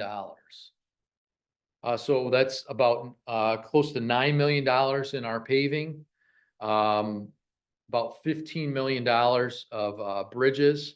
And as this slide was developed, we were looking closer at the plan. You'll see that it's really not 5 bridges, it's 7 bridges. So I apologize for that, but again, I didn't want to change that. That's on our primary system that's in poor condition. So these are road, either our pavement condition that's in poor condition, our bridges that are poor, and our culverts that are poor on our primary road system. And so the needs are over 40 million. For our culverts, we're looking at that need of around $14 million. Commissioner Green. Oh, I'm sorry, Commissioner McCall. Who was first? Thank you. Color. So, Eyes. on my packet in the, online, it said, for the bridges, 27, that was changed to actually 7. Yeah, it's, yeah, I had originally, when we were putting this slide together, we were looking at that being 5 bridges, but it's actually 7 bridges on our primary road system that are in that poor condition. And this slide says 5. Correct. Okay. And that total need is over $15 million. Confusion comes in the packet, says 27. Yeah, packet says 27. So. That's in poor, remember, that's on primary roads. Unfunded primary road. Right, projects. If you look at page, Somebody just. it did should be in the, Okay, yeah, probably. Oh, thanks. we'll look at it. Plans in Yeah. draft form. yeah, the So, unfunded list is an important one where we're trying to recognize what, even though we have a good plan and we've got a lot of money that's gonna be invested over the next 3 years, we also have needs that are not identified in the plan, and we want to recognize that. So that was kind of our last to do when we were putting this draft plan together, was the unfunded list. So that was coming together as we were assembling the presentation and the packet. So we're going to further refine kind of those unfunded needs, and we categorize them as, this is just the primary system, paving needs, bridge needs, culvert needs on the unfunded lists. Right. And then as funding opportunities come up, we look at prioritizing those needs and adding them into the budget on a yearly basis if we have the revenue to do so. Commissioner Green, did you have a question? So when we say that something is unfunded, it means that the funding source has not been identified yet? We have not identified funding. Correct. This is our wish list, kind of. Correct. Yeah, it's Okay. things that are in poor condition that do not have a plan to fix. We know what the fix would be, but we don't have the money to do it. Commissioner Smers? I just want to go back to the last, I understand you guys are still assessing, the screen said 5, you said change that to 7. Yeah, But the packet says 27, so we're not talking 27 bridges, right? no, so It's a 27 there. Yeah, that's- Okay, so it's that's- just a typo. It's a there. typo. Yeah. Okay. Okay. Yeah. 27 was a little overwhelming, 7? yeah, no, yeah, right. Yeah. I think 43 is overwhelming. 43 is a little overwhelming as well, but. Did you have a question? No, ma'am. No.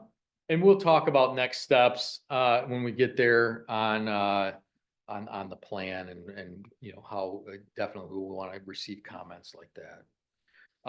So again, like Matt had stated earlier, we want to take this balanced approach. We have a lot of responsibilities, so we need to keep mindful of our routine maintenance, our staffing.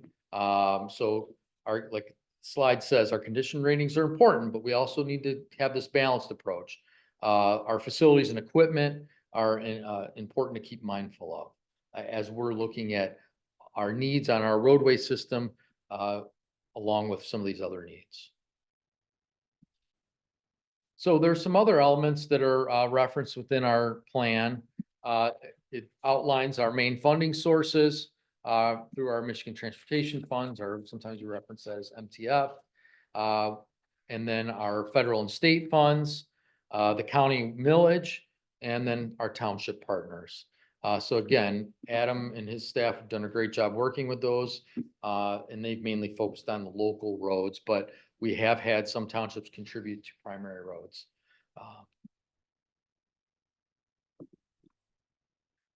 We also, part of the plan, have to look at do a risk failure analysis. This is where we're looking at our national highway system, our emergency routes, any of those geographic divides, like the river, stream crossing, like Huron River, Saline River, Raisin River, River Raisin. Also access to hospitals, whether that be U of M or Trinity Health. And then access to commercial areas, universities, you know, U of M, Washtenaw Community College, Eastern within our area, and then our scour critical bridges. This is where we have high velocity rivers and our streams that may scour around our foundations. So we're also looking at that within our plan.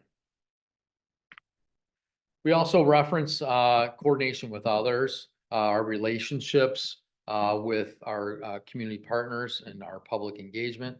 So we provide our community engagement policy. We reference our township booklets that we've talked about, and then also our relationship with our utilities.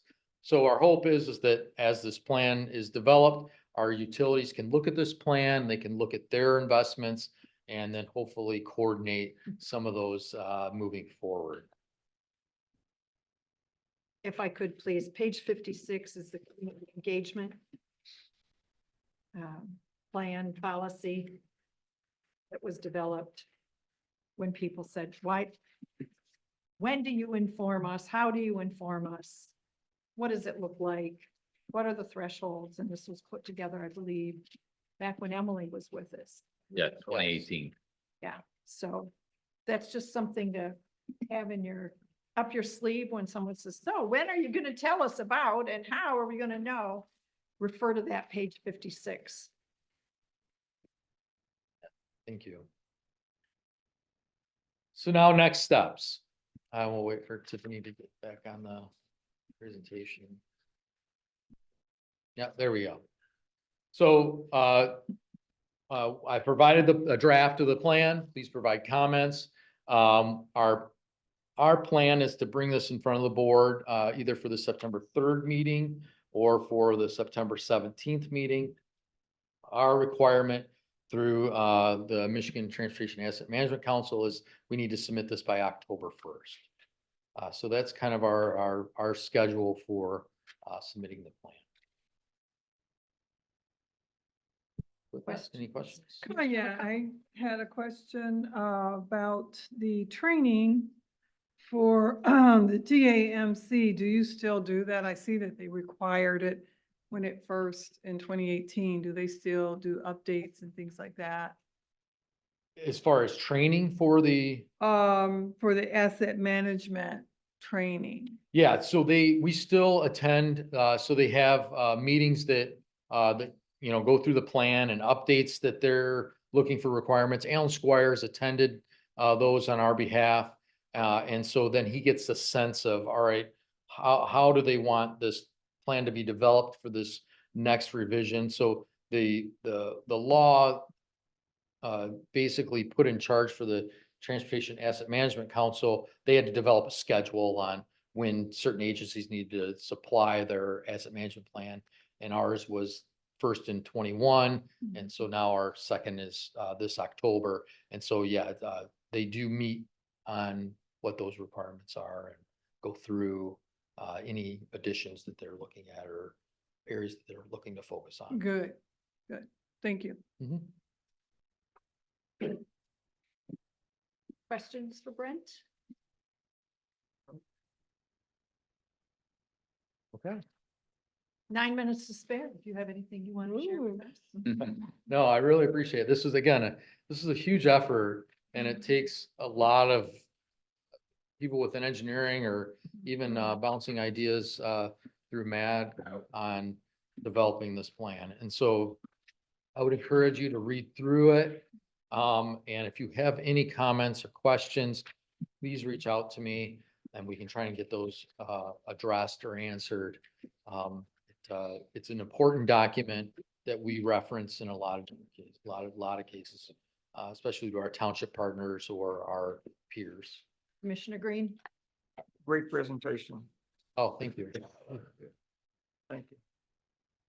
Impresses me is how this all manages to work its way into Dan's little document. And quarterly adjustments and the forward planning, right? Pushing that horizon out there, all these needs and where does the money come from and how does it get divided up? And so compliments to finance as well in terms of somehow keeping up with it. Mr. McDonough, anything before we break? No, great discussion. I appreciate time and thoughts put in all the questions. Very good dialogue. More to come as you read through the plan. I know it's a lengthy document, but today was just to give you an overview. And then if you've got questions on the actual document itself, we're going to be making revisions, particularly on the unfunded list, making sure that we really get our arms around all the things that are not planned for, but are in poor condition and there are needs out there so that we can start to demonstrate and educate folks that even though we've got a lot of work to do and a lot of planned projects, but it's still not gonna address everything. I always struggle with offense versus defense on these unfunded pieces. All right. I think we'll take a little break. Everybody, please be back here at 10:50, if not before. If you're all back, we'll get going. Thank you.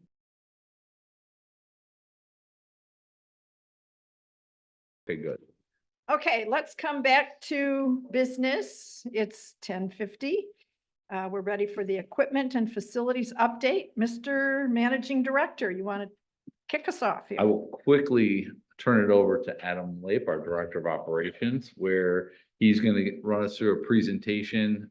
We do this every year, kind of give us the status of fleet facilities. And so he's prepared to walk us through where we're at. And over the last few years, I think we've made some headway, much like our roads, like we've been talking.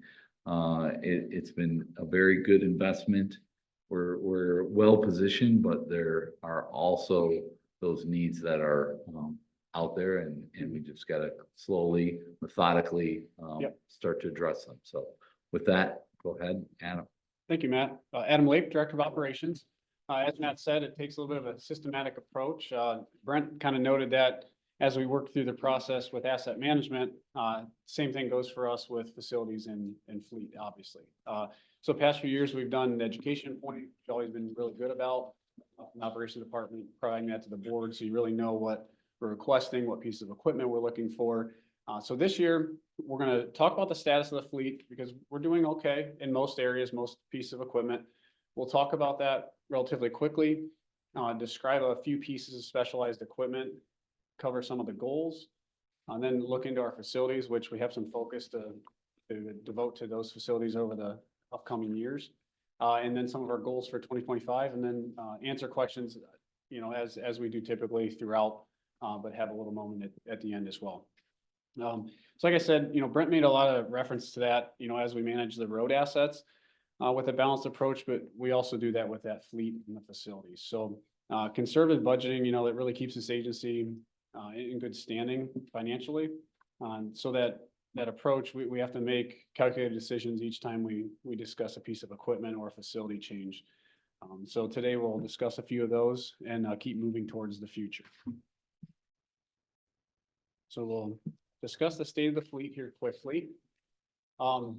As you see, if you remember back to last year, our fleet of heavy trucks, that number is actually going up 1 or 2 each year. We're actually making some headway, as Matt noted. It doesn't always work out in favor because mechanical things do break. But this year, I think there's 2 more there than last year, maybe even 3 units. So we're trending in the right direction with a younger fleet of these heavy trucks. You see them most days in the winter doing the snow and ice. So this truck right there, that's truck 309. And we took that picture, I believe, the end of last winter, and I will show it to you here, a different status later in the presentation when it was actually getting built. So we're going to kind of connect those dots a little bit for you this year. But yeah, so that's, a great piece of equipment. That's probably the most critical piece of equipment we have. We'll get to a point in the season, we remove all the snow and ice stuff off of that truck and it becomes just what we know as a dump truck. And then the most impressive thing that we do is seal coat at this agency. And then you see a fleet of these anywhere between, 10 or maybe we'll say 8 on a small day, 8 to 10 of these trucks, upwards to 20, bringing all our material for our seal coat program. So we haul every pound of stone that we put on the road with our trucks. So it's pretty neat to see. It's something that comes together with, like I say, the entire staff that we have in operations to bring all that to us to bear. So pretty cool piece of equipment. Commissioner Green. Yeah. This particular truck is called This is considered a heavy truck. heavy truck. A heavy truck, yep. You may hear them referred to as a dump truck because the body will dump material, haul material for us. But we refer to it as a heavy truck. And this is also what you'll see us consider here later in the season. We still want to stay on our routine of replacing 5 a year. So we'll still be coming back to the board later this year for consideration to purchase 5 trucks. And I'll show you a picture here in a little bit where they come cabin chassis that we looked at here recently, some of the new Western Stars, where we actually send them somewhere and get all the body parts built onto them. Thank you. Yep. Often in industry also referred to as a triaxle because it's got 3 axles. So tandem axles. Yep. So they are the utility knife of our organization, essentially. Yeah. It is the most critical piece. It's our snow and ice. Right, exactly. Commissioner Swears. And how old are the older ones that are still on the road? I just actually met with a lucky auction buyer on Saturday to buy one of our 25-year-old, 26-year-old trucks and drive it back to Maryland, which at 67 miles an hour, not that I've drove that truck or not, they might be in Ohio still for all I know. No, the good majority are getting to point they're less than 12 years old, 15 years old. That number is getting much younger, which is really where we're going. We're getting close. We're getting to a point where we almost got our fleet down to that 10-year goal we try to hit. That was my next question. Is that Yeah. What is the goal? Yep. So in some of the sessions, you might not have been with us yet. Goal is usually 10 years, 100,000 miles, and then heavy equipment. So the stuff that's off-road equipment, we kind of discussed a little bit with some of Brent's motor carrier laws and stuff. That's usually 10,000 hours or 10 years. So that's kind of a general goal we stay with. It just helps us on our math, try to keep us buying at least 5 a year anything we can afford to buy. And the What- cost of a new tandem here, seeing heavy truck You're approximately. between $365,000 and $380,000. It actually costs more now to upfit the truck and buy the stainless steel bits and pieces and plows than it does to buy the cabin chassis. The cabin chassis are anywhere, and you might recall a little bit, maybe a month or two ago, when we started getting the Western Stars in, they're $156,000, $160,000. But you have over $200,000 in putting the parts on it. And then the labor to do that, because we don't have the time nor the equipment and cranes and stuff needed to set those trucks up. Yeah, so they're not for free. They are proud of what they make. We're proud to buy it. It keeps us going, and it really does. I mean, we have a very good versatile truck, that we have built. And we've been using a lot of input from the drivers over the past few years to kind of make sure we can solidify what we need in the right places. That's the big change for Western Star, was a lot of that, kind of driver input, and trying to get us a little bit of height so we can scrape the road a little bit better. But that's a little more technical than probably a day for today, but if you need more description, I can maybe help you a little bit offline with that too. I just want to acknowledge Jim Harmon and Dan Ackerman starting this whole thing when I first joined the board. Yeah, Conversation about what's the status of what we have, how old is it, are we going to dig ourselves out of this hole where everything's just to the point where it ages and doesn't work anymore. So yeah, Jim was a wizard in finding ways to justify and make things happen. We have to rely still this day a lot on our auction proceeds to try to help us, get us up over the hump, so to speak, at the every end of every year. Try to get an extra piece of equipment here or there out of something, which actually, typical style is kind of how we use in operations. One of the brooms I'm going to talk about later in the presentation actually is what one of our goal is this year. If we get enough auction proceeds, we may try to purchase one of those pieces of equipment.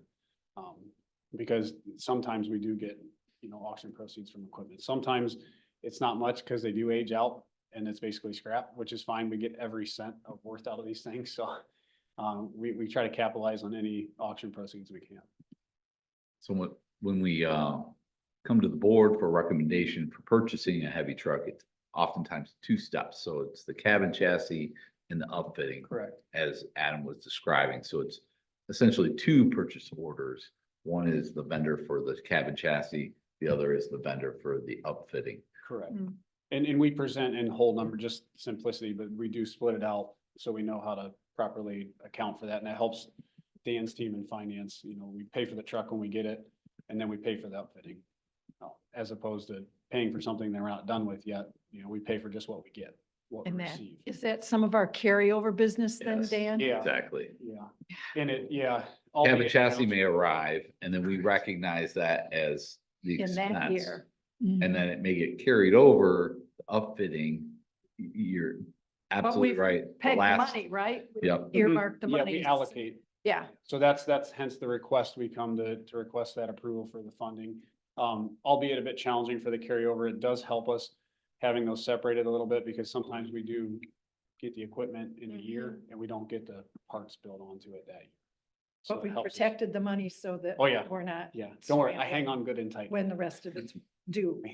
We have a firm grasp of that when we need to. But no, Dan is great. He makes sure everything's set up. That's that conservative side of doing it. Yes, we don't either. We just make sure that we keep. Once Dan the happy. board authorized the purchase order, that purchase order is out there, and it's something we've got to protect against that Mhm. money. So especially We put it with, around it. with these they're 5 times 400,000, it's almost $2 million Yep. in equipment. And ultimately, that's one that is a long lead time as well. So oftentimes we'll do this presentation, and if we feel comfortable, we may come back in the fall with a recommendation for a purchase order, recognizing that it's not going to impact this year's budget, but we want to get in line with Western Star or whoever our vendor is, so that we can start taking that procurement, starting that process early because of the long lead times. Yeah, and you run the risk of the supply chain, and that little bit of demand outweighs what the chain can keep up with sometimes. And we've experienced that, albeit, through the pandemic, but even we still see it today. But the system is slowly righting itself, but it's still not boom, go out and it comes off the showroom floor type of purchase. But Kudos to operations for shifting gears and moving to a vendor, Western Star is the cabin chassis that has really done a good job. In fact, we saw trucks arrive this year. Mhm. How, Yeah. how long from the purchase order? That was less than a year. Yeah, maybe 6.5, 7 months to actually get the cabin chassis here. Yeah, the semi tractor, as we referred to, it, we purchased last year to pull our equipment trailers and things like that. That's actually being upfitted right now, so we may see that even before the end of the year. And then I believe we have 4 of the 5, if I counted correctly, of the new cabin chassis at least here. So then we essentially are, waiting in line to hopefully get them this winter. Much improved. Yeah, Western Star has been phenomenal. And having talked to some other agencies, International is still not quite keeping up with other orders as well. So I think, as a group, I think we made a good decision. And also it's going to help our mechanics in the long run. Ideally you want one type of piece of equipment back there, less bits and pieces and intricacies to learn. So I think our mechanics will be good with these new Western Stars as they get used to them. So Is that their preferred? it seemed from them, Western Stars kind of transitioned over the past few years. They used to have a very different chassis between a 4700 chassis and a 4900 chassis. And what that is basically motor size, type of capabilities for the truck.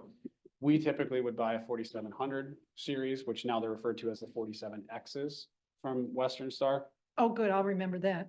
Right, yeah. So I'll help you through it. Okay. But in the long run, easier serviceability was the goal. But Mhm. what Western Star did is condense the package in general. So you don't have that original cab space that we were looking. And what I mean by cab space is space between the cab where the driver sits and where the frame of the truck actually is. So our mechanics can finagle themselves in there because a lot of the transmission harnesses sit right on top of that. Call it protection, but it's also in the way and hard to get to, but that's the safest place to put a lot of that stuff with these trucks that have a lot of computers now. So we wanted something we could get a little more access to. It's a little bit better in International, but it's not perfect since they've all kind of condensed. But in the long run, the mechanics seem a little more proud to be with that than International was just kind of an outlier. We didn't have a lot of those remaining and a lot of the newer ones. So Western Star we're a little more accustomed to, but still some of it yet to be determined. Once we get them trained a little bit and actually get their hands on them, they haven't got to work on this new cabin chassis yet. But inevitably they'll get some time because we'll have 10 of them in short order, and by the end of next year, they'll have worked on it at least some bit. So if I may, a question for Dan, if that's okay. Absolutely. So are the carryovers reflected in our fund balance number where, if we're, you get where I'm going? Okay, Yep, Dan Ackerman, Director of Finance. So we would show, if you look at our financials from Plant Moran, they would be in our financials as designations of our fund balance, meaning we've kind of set it aside because these expenditures are going to come up in the next year. okay, So that's how they would show, there's all those categories: reserved, designations, unreserved. I believe that would show up in the designation portion. And they combined a lot of the categories. There's a designation for capital improvements, but within that, there'd be a breakdown, including what's for the next year that basically is carryover. so I go to the audit is where I need to. If you go to the audit report, and then I can probably give you additional details if you want to see a further breakdown, because like I said, they combined a lot of categories. Okay, So, but I could give you more details on that if you'd like. okay. Dan? I'll fabricate questions and Yeah, hit you with them. sure. Yeah, and Dan can provide a more accurate to-date number. Keep in mind the budget from Plant Moran is a snapshot at year end. Right, The budget that we look at each quarter, first quarter and second quarter is just a snapshot of the current year. So he's the person Adam and I rely on and go to when we have those sorts of questions. He's got the live to date Right. information. So we get the snapshot of today. I'm just concerned those obligations inflate what our fund balance appears to be. And that's why you have the categories, Okay, okay. reserved, designated, Okay, unreserved. I'm having flashback to Plant Moran's presentation with their bars Right. And in the bar, Yep. you will have those various colors. So that's, some of those colors are representing those categories Right. he's talking about. And not to take away from Adam's presentation, but since we're talking about this, when I first started, in the nineties, we would budget $1 million for road equipment purchases, okay? Mhm. So, and typically you would receive a portion of it. And again, it takes a while to build these things. So say we spent $300,000. And then our budget for road equipment the next year would be $1 million. But some of that could be from the previous year. We would not carry over those purchases that waited until the next year. So really, a portion of that is from the previous year. So, but if we already budgeted for it, we want to carry that over, so it's not getting into what we're budgeting for the next year, what we're planning on. So that's kind of why we started doing this, because I'm like, it doesn't make any sense, just saying we're gonna budget $1 million, but some from the previous year could be from 2 years ago. We want to make sure that we're designating all that, so it's not cutting into what we want to budget for the current year. Does that make sense? Mhm. So anyway, I just wanted to Thanks, mention thanks. that. Thank you, Dan.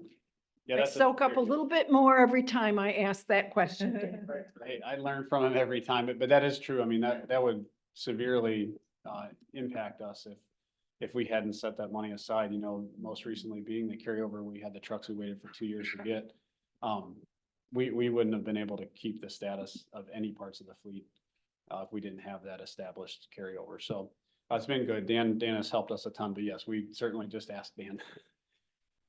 We acquire the equipment and Dan makes sure we're financially sound. So then one of the other very important pieces of equipment, which is kind of one of my personal goals here with some of the foremen that have been here for a while and the fleet maintenance group, our road grader. So we just talked about them while on break a little bit. They're all full-size road graders. The moldboard is 12 foot wide. They're very big pieces of equipment to do, true maintenance. Some of the more narrow segments of road, pose to be a little bit more challenging when we try to scrape some of those and grade them. So they're very versatile piece of equipment, but they are critically important all year long. Summertime, very important in the construction season. Spread our limestone with that and gravel with that on the roads throughout the projects. And then also all of our dust suppression, so our dust control program that we do. These 11 pieces of equipment are very busy every day. So that's where I kind of get to my goal. We have 2 units nearing end of life, which is that 10 years, 10,000 hours. We can quickly do that in 5 years. It doesn't take us much more than 6 nowadays, as much as we can run these. I mean, they're almost running all day, every day at this point. So the goal is to try to, every year we find, whether it be through auction, buyback proceeds, which sometimes we get from Michigan Caterpillar as well. They'll give us a set buyback price, which is usually pretty favorable when we trade in a grader. Try to capitalize on some of that and get to a point where we can try to get an extra one per year, per every couple years.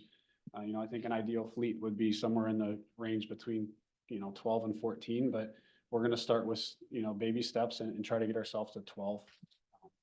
It'll really help us up the level of service. We're going to continue to train our staff.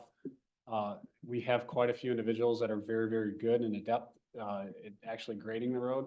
And so if this September, Ken Harris organized, which is our superintendent of maintenance, organized some training. Him and Jared Powers, the assistant superintendent of maintenance, have set up some grader training.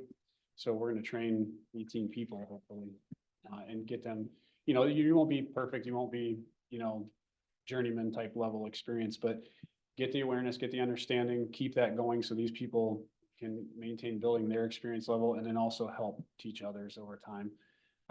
Because we could probably use 40 graders, but reality is let's get to 12 and then let's build from there.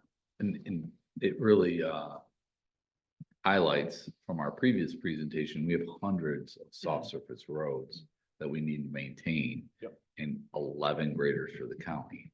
That's not very many. And graders, when they're doing the work, how fast do they go? If you're very, very good and you have road gravel, you're maybe doing 5-6 miles an hour. I mean, you're not. So You're not when going those fast. calls come in the spring and our roads are getting put back together from the thaw, it takes a long time to get through all of our soft surface roads. And so the goal that Adam and I have is for some of our outside yards to have 2 graders. And that's where you start bumping the numbers for the fleet, to ultimately, so we can respond and manage our soft surface roads in a more proactive way. Right now, it's difficult. And you're also balancing project workload versus maintenance workload. And the superintendents of maintenance and Adam do a great job of, oftentimes if something goes down or if there's a need, we'll do rentals. So we'll work with and bring rental equipment in for those peak workloads. But there's a cost to that as well. Correct, yeah, it's, albeit comes from maybe from a different account line, but it's nonetheless a cost to the agency. So we'd like to get to the point where we have ours, and they're on staff and people that are familiar with them. And, what Matt alluded to is having 2 graders doing maintenance in each district.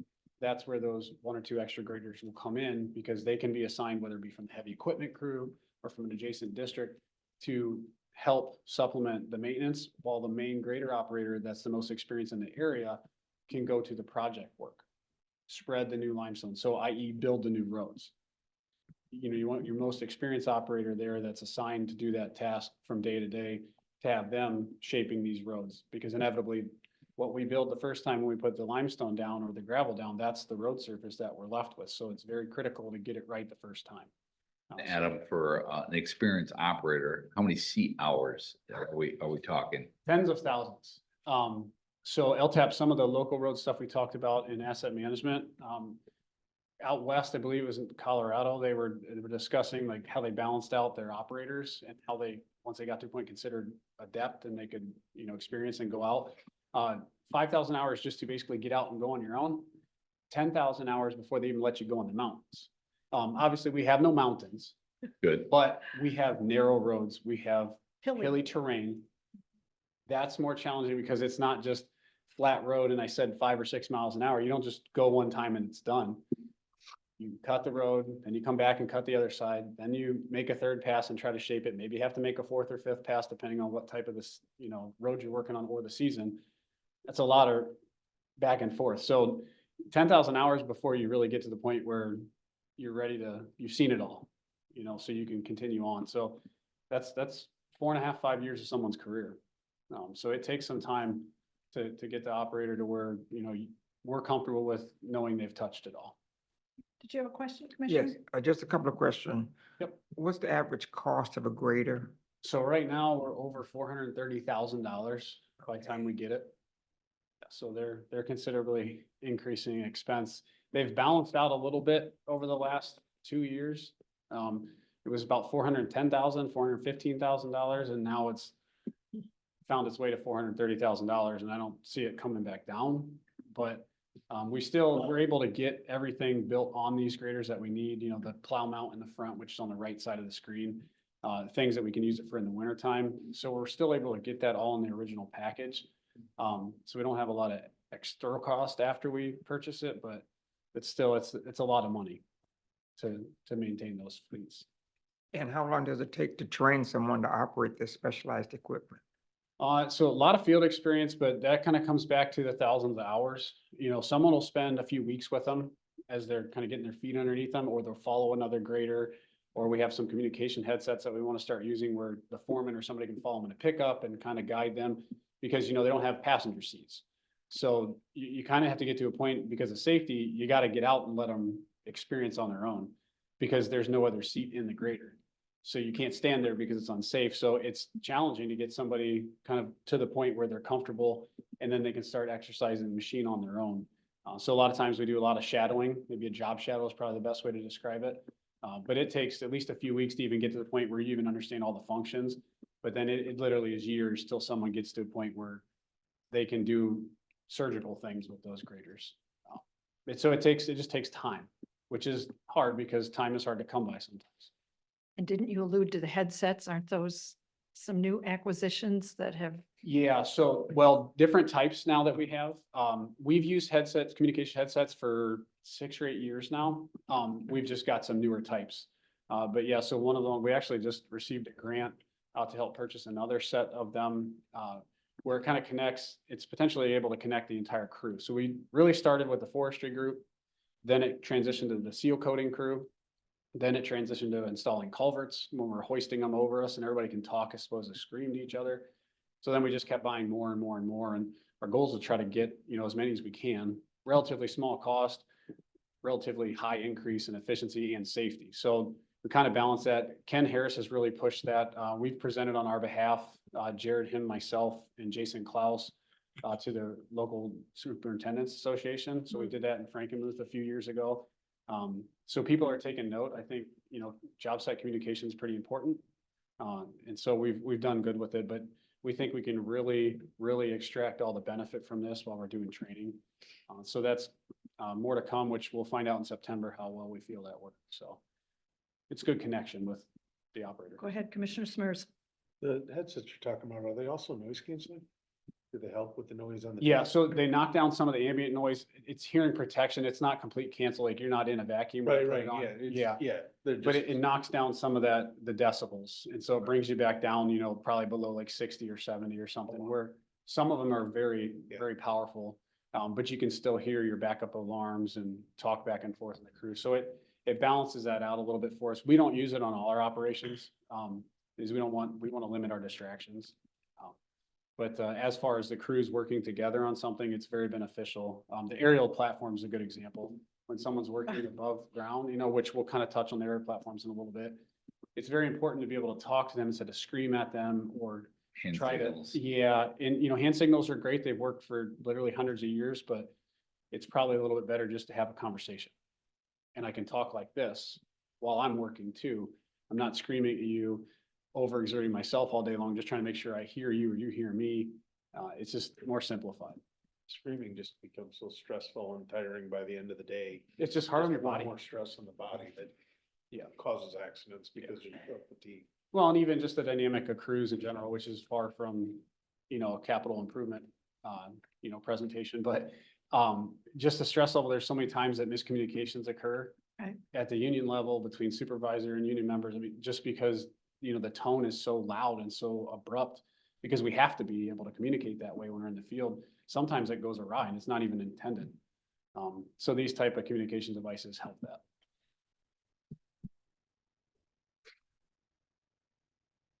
All right, there we go. Next slide, the aerial lift trucks. So another priority for us is this aerial lift fleet that we have. We'll have 6. We're still waiting on a build out for one we purchased a few falls ago. It takes a little while to get them, and we knew that coming in. So that's one that's been carried over. Real good example of Dan talking about carryover. That will be for the signals crew.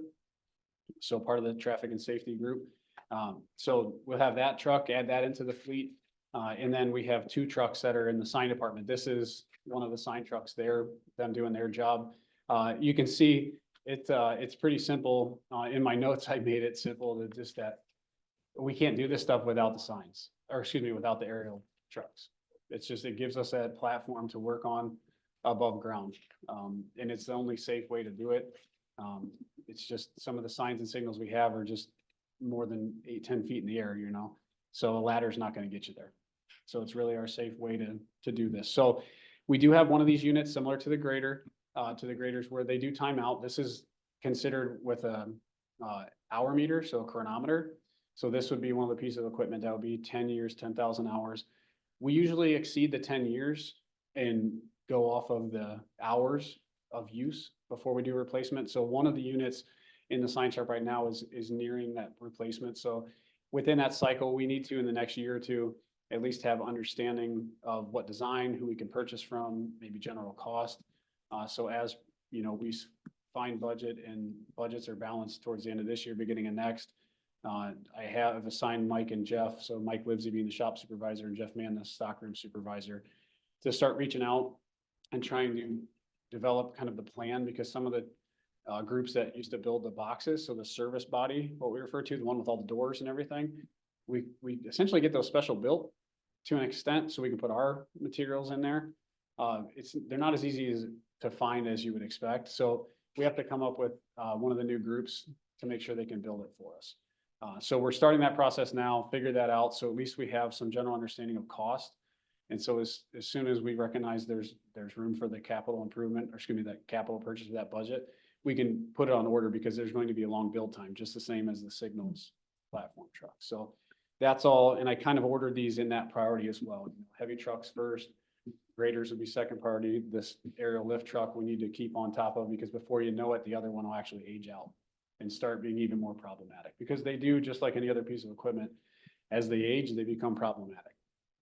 And rather than hemorrhage money to try to just keep it going, the goal would be to try to replace it when it's still worth something, that we can auction it and offset some of that sometimes, some of that cost. Commissioner McCall? I was at one of the trucker touch events, and Mhm.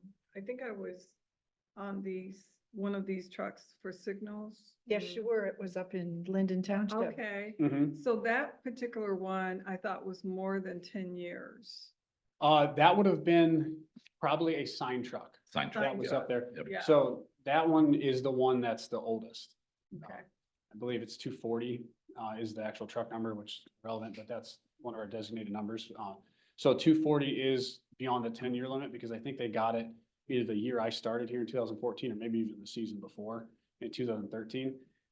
So that's the one that's starting to show signs where it would be the next one to be removed out. We have a little benefit right now because the sign shop, with just staffing in general, they don't use two trucks all the time, so it helps us a little bit. We have a little bit of an offset, kind of like a spare truck. But at any given moment, we might have to send two crews out. We want to make sure we have another reliable unit. Right. And it's not something that you can rent. Those aren't really quick and easy to rent. You may find one, but it may take you 2 months to get it. You may only get it for 2 or 3 days. They're not as easy to rent as you would think. And if you do, you're only going to get the boom. You're not going to get the service body that's going to carry everything. Yeah. And so then now you're taking up a light fleet pickup truck to try to drag everything out there. And so that's why another piece of equipment where we need to have in our possession when we need it. So that brings the importance up for that. I was just gonna mention that we also have aerial lift truck for forestry activities as well. And that's probably one of the more recent aerial lift trucks we've purchased. Yes, we had a really good, about 3-4 years ago, we had a really good couple seasons. We got some new signal trucks. We got a new platform truck, we're still considered an aerial lift truck, all in the same year for the signal department within like a year or two. And then the subsequent year, I believe 2018 or 19, we were able to get a new aerial lift platform that's designed specific for us for forestry. It's a really cool piece of equipment, has an elevated platform where the boom and arm, everything you see in the top side of the picture there, the white stuff. There's actually an elevator that's attached to that where you can get 10 more feet in the air. So our crew can get up almost above the branches they need to cut, as opposed to underneath them and trying to make sure you drop it away from you. So a very cool piece of equipment that's forestry based, but we can use it if something fails, like the signal crew has used it before. We were waiting to get one of the trucks repaired this year. So it has an insulated boom, so it's safe to go out and use around electric or on electric for the signals crew. So yeah, it was a good purchase. They're not getting any cheaper either. So we're happy to have the fleet we have, because we can keep it, that the hours are controlled, as opposed to a grader where it's literally just ticking away. So we do have one on the list though that we need to get on the next couple of years, as I said. So we'll keep that as our priority and likely revisit with you guys at some point next year. Once we start recognizing available, funds. It's something I'd like to get ordered to make sure we're setting up the other departments, because it's not just operations. We need everybody else to be able to function too. So don't get me wrong, we like new stuff, but other departments need to be able to do signs and signals with the right equipment. So it's very much our priority list. And then pickup trucks. You'll hear me refer to this as light fleet. These range from just a regular pickup truck taking field personnel, field staff out to jobs, all the way up to what we refer to as 1 tons, basically small dump trucks, some of our service bodies. So a service truck would basically be this type of pickup, but the back half would be that service body like we just talked about with the sign truck, with cabinets for tools or cutting torches and things like that. Like the crew loves those. We have 2 brand new ones that we've got in the last, I think 3 years that are amazing. We're not quite sure how we did it without. We used to have to pull trailers, junk laying everywhere in the truck, and we've improved our look and we've made ourselves more efficient with these. So I think it's something that I think the crew's going to want to keep purchasing as we go, and we'll probably see it on some more crews. Right now, state trunk line and heavy equipment benefit from it the most. And then the shop staff itself, they do have a service body truck. It's actually a converted foreman truck from about 6-7 years ago. That we still keep moving it along, but now that the fleet, as you see, those numbers are starting to go up, which is good. That means we're starting to retain, just like the heavy trucks, retain decent spares, decent fleet vehicles that can be loaned out between engineering and operations and just kind of anything we need it for. As we get better pieces of equipment at that good status, then we can take a body off and put another service body on the truck. So there's some versatility in it. You know, perfect world, we'd love to buy an actual service truck with a crane on it. But those are expensive, but maybe we're thinking like 3 years, we should be able to get to a point where if everything goes as planned, we should be able to at least pursue purchase of one of those, but considerably more expensive than pickup truck. Because it's a heavy truck chassis, cabin chassis. But for the light fleet, that's moving most importantly, our foremen, our superintendents, and then field staff. So in the construction season, that's getting all our inspectors to the jobs, all our technicians, all our engineers out to the jobs. And then the whole operations department is benefiting from this. Whereas operations puts a little bit more miles on, just simply because the foremen and the superintendents are driving every day, because you get to winter time and they're putting on 300 miles a day. Sometimes, you know, the state trunk line foreman will stay in this county and put 300 miles on in a day. So kind of like a ping pong ball, go to one end, turn around, come back to the other. But that's how we check roads, you know, so the superintendents are right there with them. We were just able to acquire those 3 trucks from your approval here over the last few weeks. So we have 2 more superintendent trucks that are brand new. Those will actually be white in color. As you can tell, we've been trying to get white, but we've also been trying to get white just because it's easily available. So through the next handful of years, you know, our fleet will probably change colors. This gray that's pictured here, this is a new state trunk line foreman truck. It's an awesome color. It's great, but it's anywhere between $600 and $900 per truck. So we don't feel that it's necessary to pay for colors because our trucks get scratched up. They get banged into, unfortunately, you know, it happens. Not intentionally, but it happens. So white trucks are available. The 3 that we just got, they found in Illinois. And so that little bit of change that you've noticed us dealing with LaFontaine, we're paying a municipal price as opposed to the state contract. And the reason for that is because now they can dealer trade. So we may pay $1,000 more for a truck, but they can find it and get it to us. So they dealer traded and brought these 3 trucks over from Illinois. Whereas previously we would have waited and waited and waited until General Motors decided they were going to build something. So we've had to spend a little bit more funds up front, but we've been able to get the trucks and we're staying on our cycles a little bit better now. So you'll see some white trucks. They'll be same decals and labeling and lighting package that we have. It's just going to be a different color. So we'll start that process with the foreman probably next year. This year, we still had 3 trucks that came in that are this gray. And you'll see that, but we're gonna start with the superintendents and the shop supervisor, and then start rolling those out every few years, and that'll get to our engineering staff really quickly that way.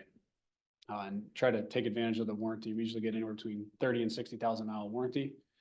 So try to utilize that time, but a superintendent can put that mileage on in about 9 months probably. So those trucks, you know, make it through warranty a little quicker. So they'll roll those out to the ones in the fleet that are going to be driven, you know, only maybe 10 months of the year, as opposed to every single day. So try to balance that. A little bit of a balanced approach, kind of relating back to some of the stuff Brent was talking about. Okay, so we'll touch really quick on some specialty equipment. And this is what I kind of referred to earlier as a little bit of a goal of ours for the end of the year. We'll see if we can achieve it. If not, by next year, we should be able to. That's a Bros broom. Discuss a little bit that company, I believe, has been bought out now by Leeboy, which is irrelevant to the conversation other than the fact that now they're yellow probably than rather than being orange.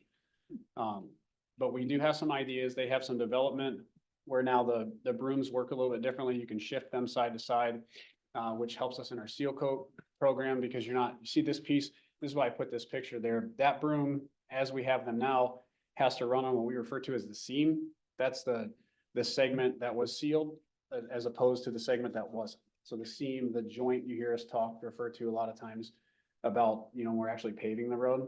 Well, that's the same thing. We seal it and then we have a little bit of a space to the pavement that's unsealed. If you run in it, you run the risk of pulling up the material. So we have to be very conscious and tread very lightly through there with the brooms. These new brooms will side shift, and so the broom will slide out from under the unit a few feet.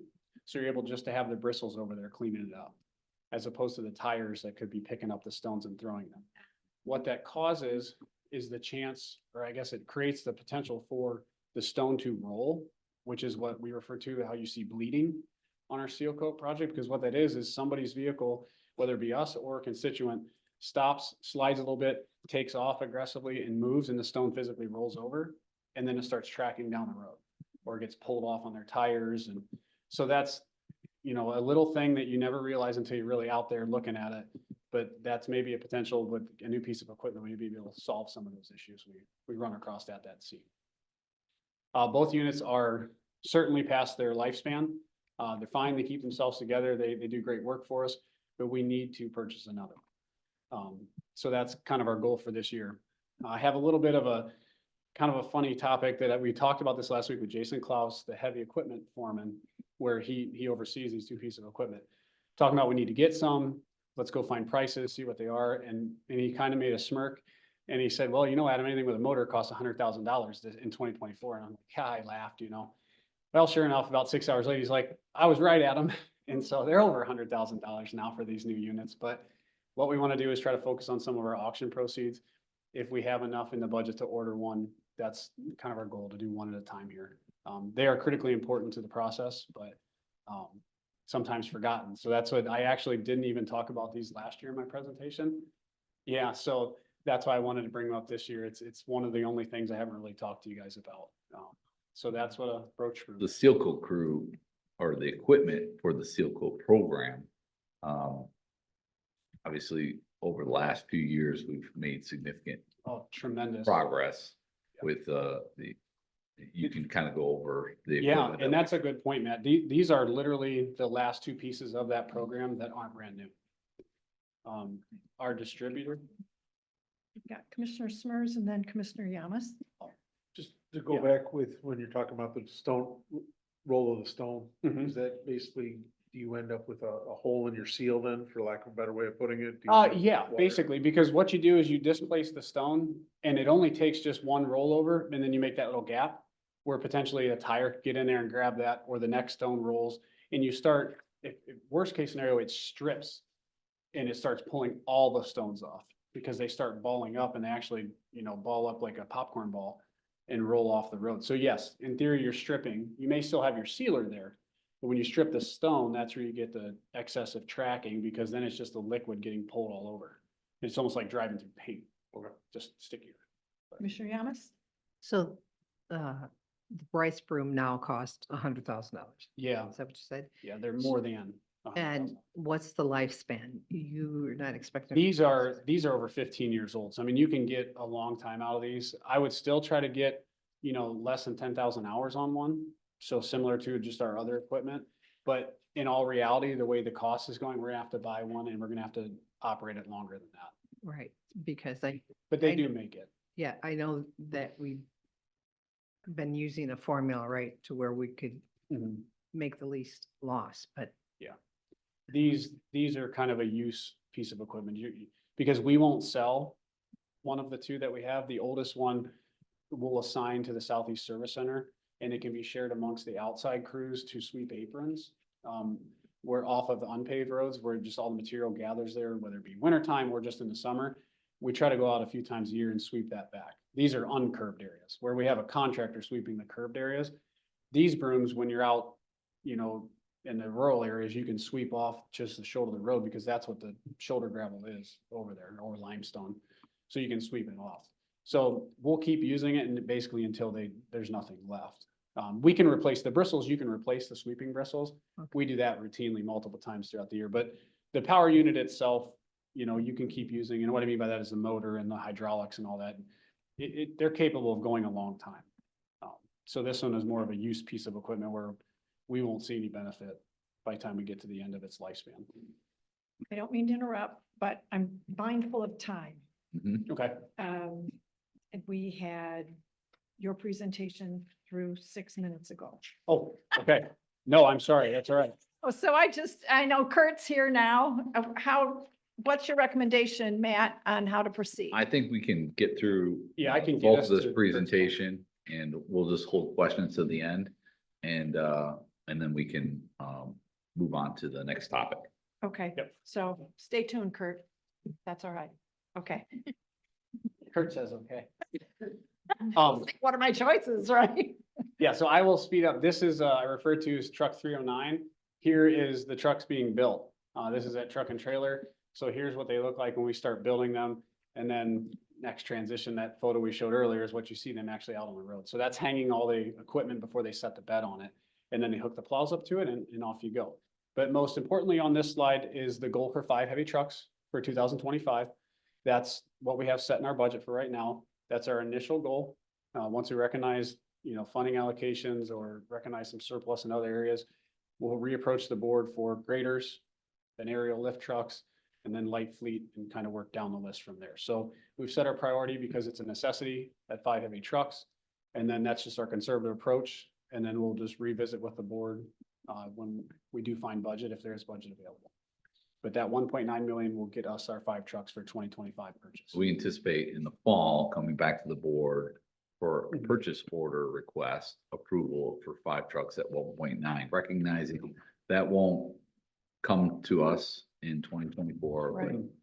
but in 2025. So we got to get in line. So that's what will happen this Yeah, fall. our goal is to get in line. Ideally, we'd like to get them by January, February, physical trucks. Probably not reality. So hopefully by March, that gives us plenty of time because this year we weren't seeing them until July. So we want to go about a month ahead of time now. So it looks like November is about where we need to be, maybe even September. Between those 2 months or 3 months, I guess, if you consider it that, to get that order in. To keep So are us you moving. bringing this to us next month, September or October? Well, honestly, maybe looking for board guidance on that. I mean, if there's support, I certainly can. Work you with know- Dan and Matt and Absolutely. figure We'll out come what back. the best Okay, we'll place come to back to you. drop this into an agenda would be Okay. Agreed. based on Okay. Well, I appreciate order that. and, yeah. Thank you. Okay, well, I will quickly transition to the facilities, which is actually gonna help lead. So some of the other- dovetail into the next topic. Yeah, so that's why this Okay. will transition quickly to the other topics here. So same slide we always use. So very simply, the left side of the slide are the buildings, those are the structures that actually hold our people, house our equipment. On the right side of the screen, that's where we have outlots, inactive gravel pits. We have a brine well, so that's kind of where we store material, stockpile, stage things. That's that process. So I love this slide because it's super simple. And so we'll keep it that way to start our conversation today. Facility needs in general, they're going to acquire our attention here in the near future. So we have to start planning on how we're going to do that because we are quickly outgrowing and out using the facilities. And that happens naturally. Equipment gets bigger, staffs get larger, buildings degrade over time. Dennis and his team from the facilities group, they keep us in great working order, but inevitably we start to outlive some of the buildings. Sure. So this map is very simple. The black triangles are those outlots. The stars are where we have actual facilities. And then the circle in the top left, that's our actual well brine. So that's where we create that well brine, where we pull that up out of the ground at the Kaiser well. So I want to touch on Manchester Yard. We've talked about it quite a bit. We're doing some floor drain work this year, some small projects to keep it going. We put a new roof on it a few years ago, but the equipment is quickly outgrowing the space. This is consistent as well with the Chelsea Yard. But Chelsea poses some other developmental challenges because any facility changes or developments, we have to leave. We have to relocate. We don't have the footprint to work in Chelsea. not So that's why our main goal is focus Manchester. We even talked about this at the spring training session a little bit. Matt and I did of the importance of work. Asked the question about it. We kind of kept talking. These are one of the facilities where we have to look to the future. So that's kind of part of today's conversation, some of our goals for 2025. Bring us back to the main yard.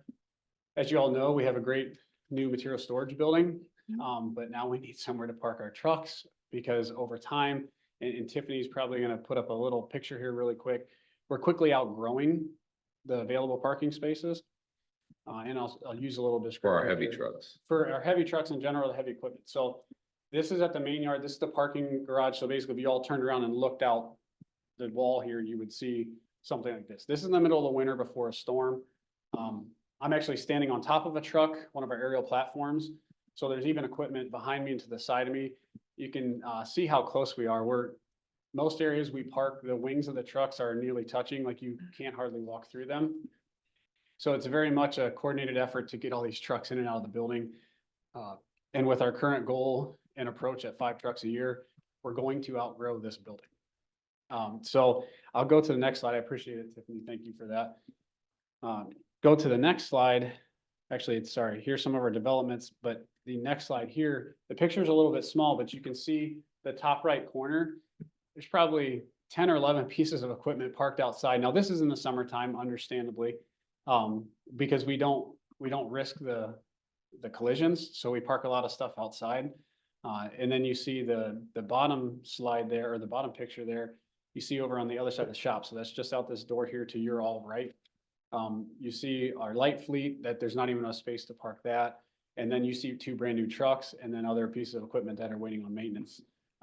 So all that is parked outside. And then if you look at the top line of that bottom picture, you can count about 13 orange pieces of equipment there. Those are trucks that have no garage at the moment, most of which are going to get auctioned off, waiting on repair, so forth. But as you can see, we're quickly outgrowing space. So we'd like to start, planning for that. We want to request a proposal for a feasibility study and some conceptual design, so we can start allocating funding and understanding how much it's going to cost to truly make development, a new parking facility where we can wash the trucks, as you see on the screen, wash the trucks, but also something that's feasible and can be used, a similar design, just reduced and more cost effective for like a Chelsea or a Manchester. It's inevitable that we're going to get to that point. We've all talked about it a lot, and it's just quickly finding itself to the point where we need to plan ahead, see it coming, so we don't get to the point where we did with the current salt dome, where it basically goes through an inspection and it says, you're told you need to do something different. We want to be ahead of that and figure out how we're going to allocate funding for that. I know Matt's probably got a few notes on that, but I'll keep us for the sake of time kind of transitioning in here. It's all conceptual thought, but it's definitely necessary. Did you have a question? No. I'll just say that we also have in the past done some master plans for this main yard. So we've done some work, and it's been good work. And ultimately we're kind of picking away at that master plan with the salt barn being a big piece of it. The next one is the garage, which our current garage, 1964. Yeah. And we have how many crews operating out of this yard? We have 3 full crews, and then you have signed signals, and you have the shop also. So those are supplemental groups, albeit a little bit smaller, but they still have equipment and they still have needs to be under roof. So we have some future that we can get into, and that's really what we want to highlight is the building has good bones, so to speak. When you talk about an old house, good bones, good structure. There's development internally, but we can't renovate to give those crews their own garage, so to speak, until we get all the operations, big dirty stuff out of the building. We just don't have the space to make that development change right now. So more to come on that topic. Yep. So I leave you to questions here, and then I will, after that, hand off to Matt and to Kurt to discuss some of the future development possibilities with some of our outlots for the agency. Okay, Okay. thank you, Adam. You're welcome. Yeah.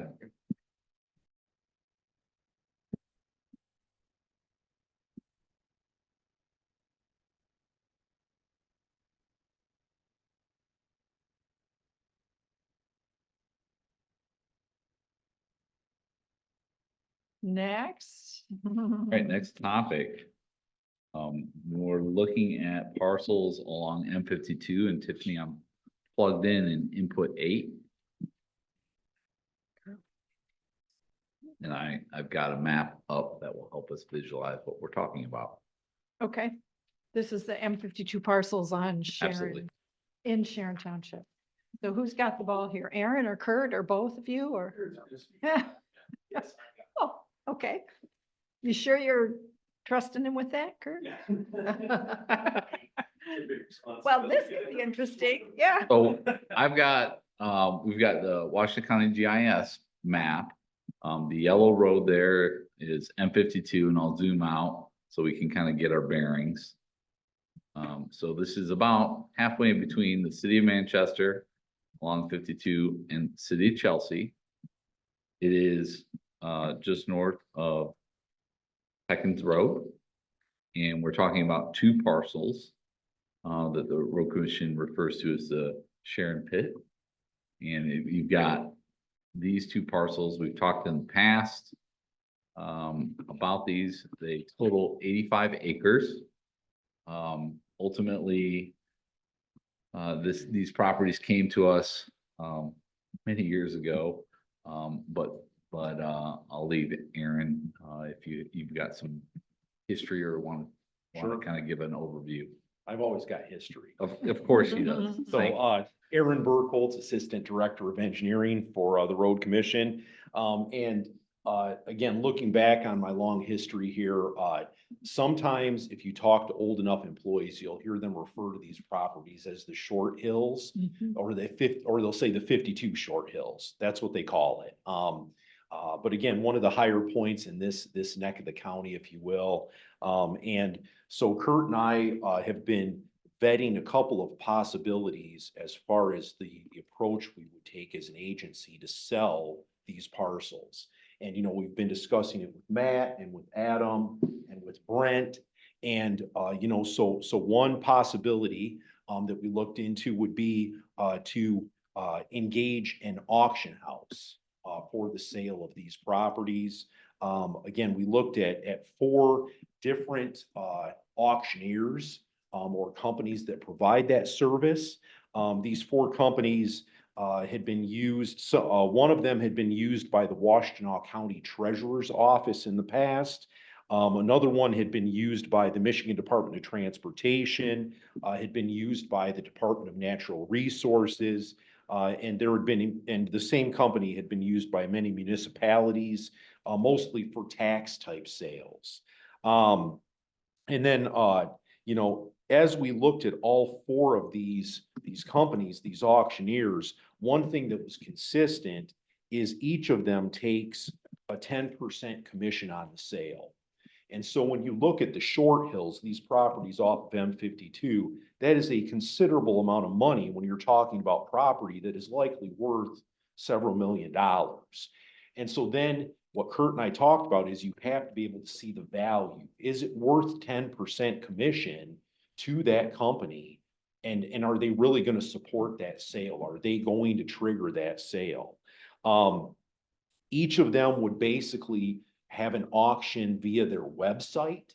So they would advertise the parcels for sale through their websites.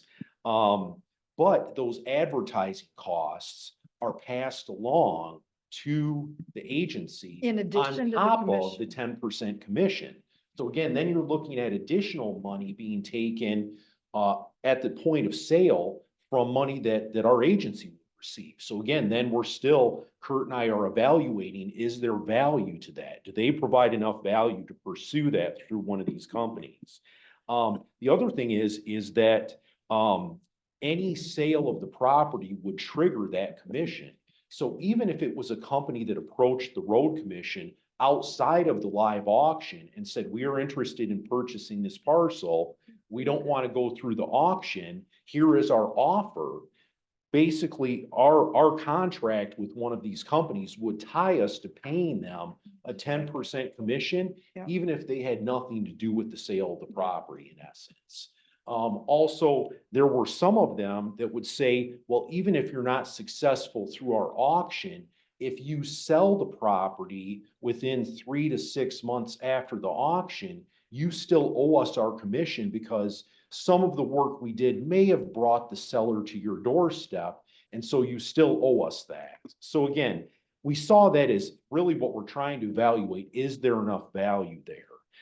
So some of the benefits to using one of these auctioneers is they are experienced with direct marketing of properties, as I said, for the Michigan DOT, for the DNR, for municipal clients.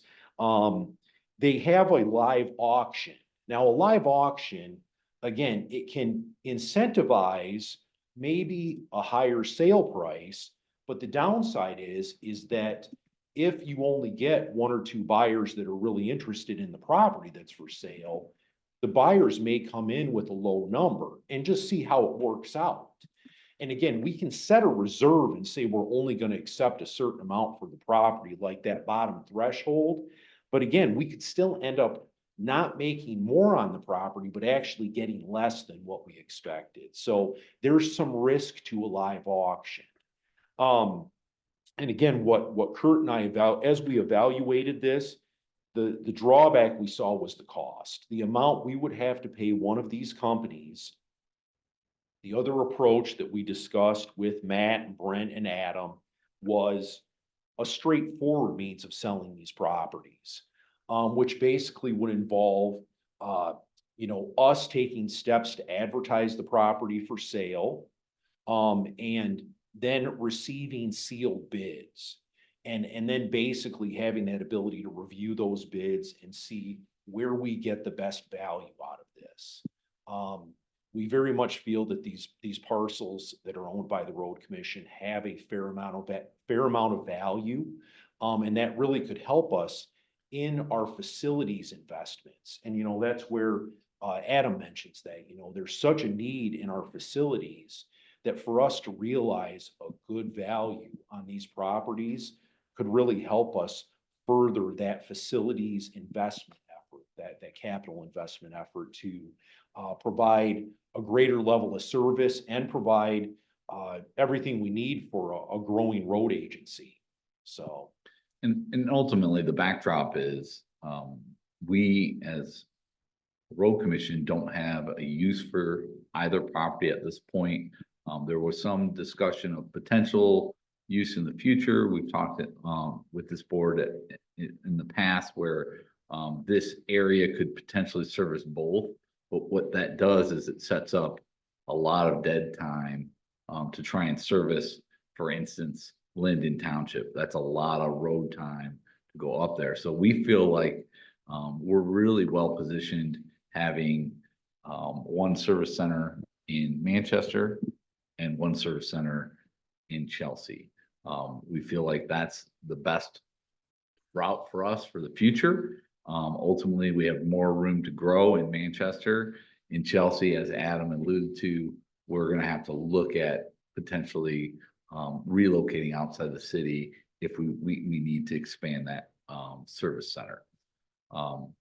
So going back to these 52 parcels, one of the things that we're looking to do is potentially maximize the value of these parcels by selling at a time where land values are high, and ultimately take those proceeds and look at some of our facility needs and reinvesting them into the community that is serving that area in the Manchester, and also potentially here at Yard 1 for a garage. So at this time, ultimately, we're just kind of looking at a recommendation from staff to look at an auction, potentially to sell these two, which end up being 85 acres. They're two separate parcels linked together. With that recommendation, ultimately, we've checked in with our attorney as well. We've said, what parameters and what options do we have? We have the auction, we have the typical real estate practice as well to list. But we felt like the auction, as Aaron had described, is probably our best option, and to ultimately look at taking on that ourselves potentially, so that we can maximize value. We have a very experienced right-of-way specialist who's dealt a lot with property acquisitions over the years, got great experience. We've got a legal counsel in Margie Dixon. She came and met with the board in the past. She brings a wealth of experience in real estate as well. So we've got great resources within our own house, so to speak, to take on a project like this. But ultimately, we do need direction from the board. And at some point, we want to open it up for discussion now. But and if we were to consider the sale, we need that direction. And that's the advice given from legal counsel is we need to do that in an open meeting to discuss. And then any action For instance, if the board were to elect to direct staff to pursue sale via auction of these parcels, that would need to be direction given at a board meeting for a resolution for action.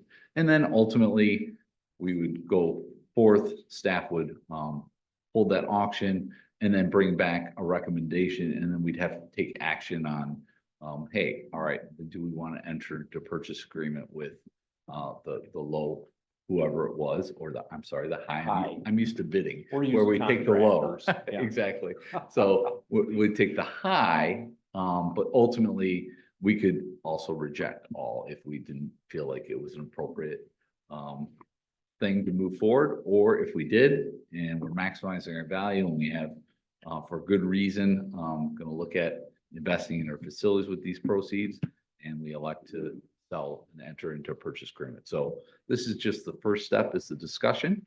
So I will open it up to the chair and the commission to answer any questions. I Be just want to happy. clarify one thing. You're using auction interchangeably. There's auction with a commercial auctioneer, Correct. Right, or yeah. what I would call a FSBO, a for sale by owner auction. for sale Right. by owner. Yeah. for sale Absolutely. By owner. That's the Right. recommendation from Oh, staff. Okay, Yes. just, yes. just to be clear on Thank how you for you're that using the clarity. word auction. Yeah. Yeah. I was Okay. confused. Commissioner Yamas, Commissioner Green, So I remember a lot of this history, and I believe which is gonna garner us the most profit would be in-house bid, or For sale. What by did owner. commercial auctioneer, I guess. yeah, is- not a commercial auction.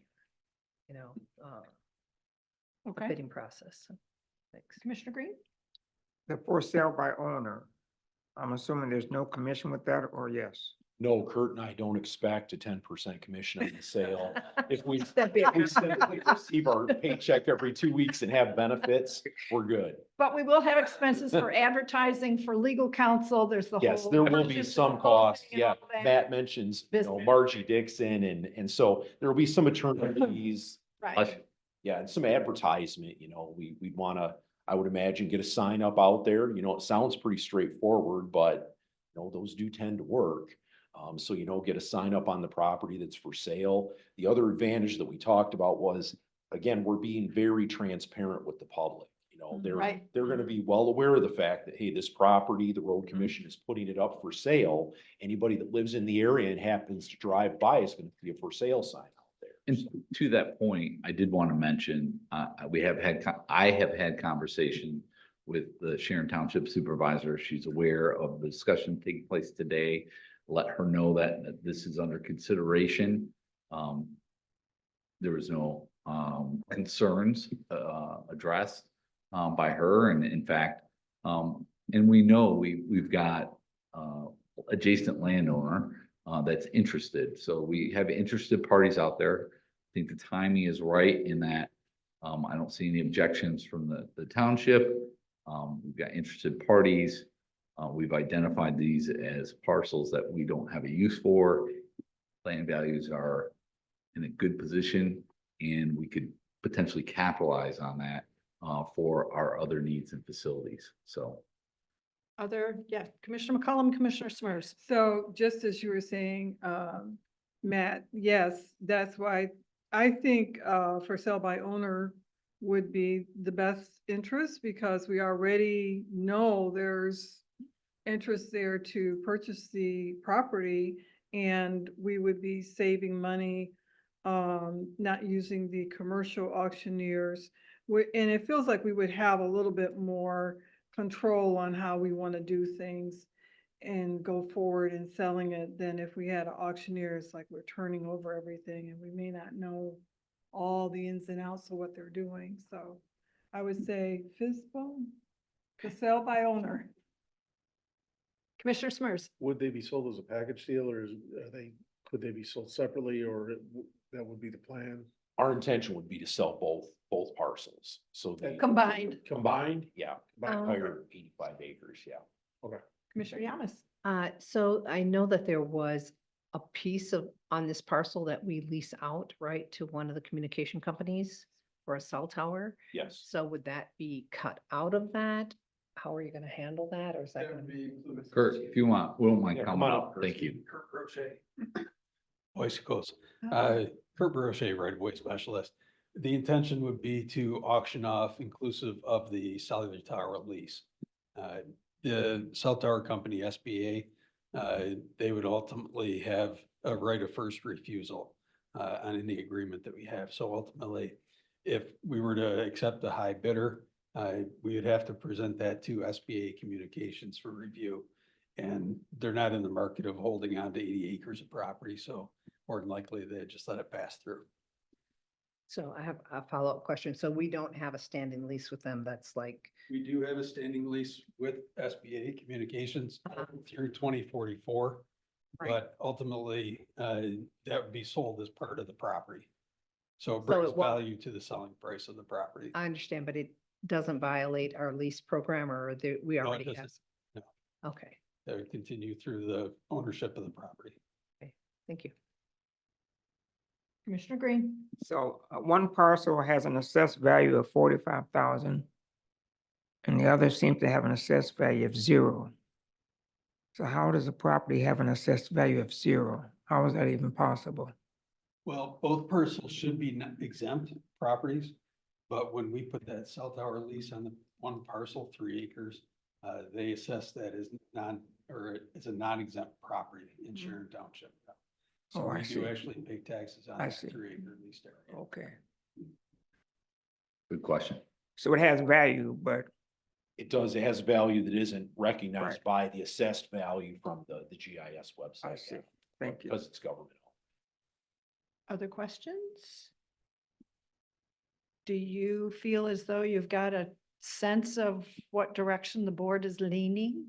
Absolutely. And, Thank and I think we can then bring it forth at a meeting agenda next month. Or we'll probably, it would take a month for us to put something together formally for consideration for the board. Okay. Okay. Well, I appreciate the Thanks for your discussion. Thank you, background. everyone. Thanks for Thanks. your wisdom in all of this. Sure. too. Appreciate it. Okay. I'm gonna unplug. So if there is nothing further at this point, I would entertain a motion to adjourn. Motion to adjourn. Support. If you would, please, Aaron.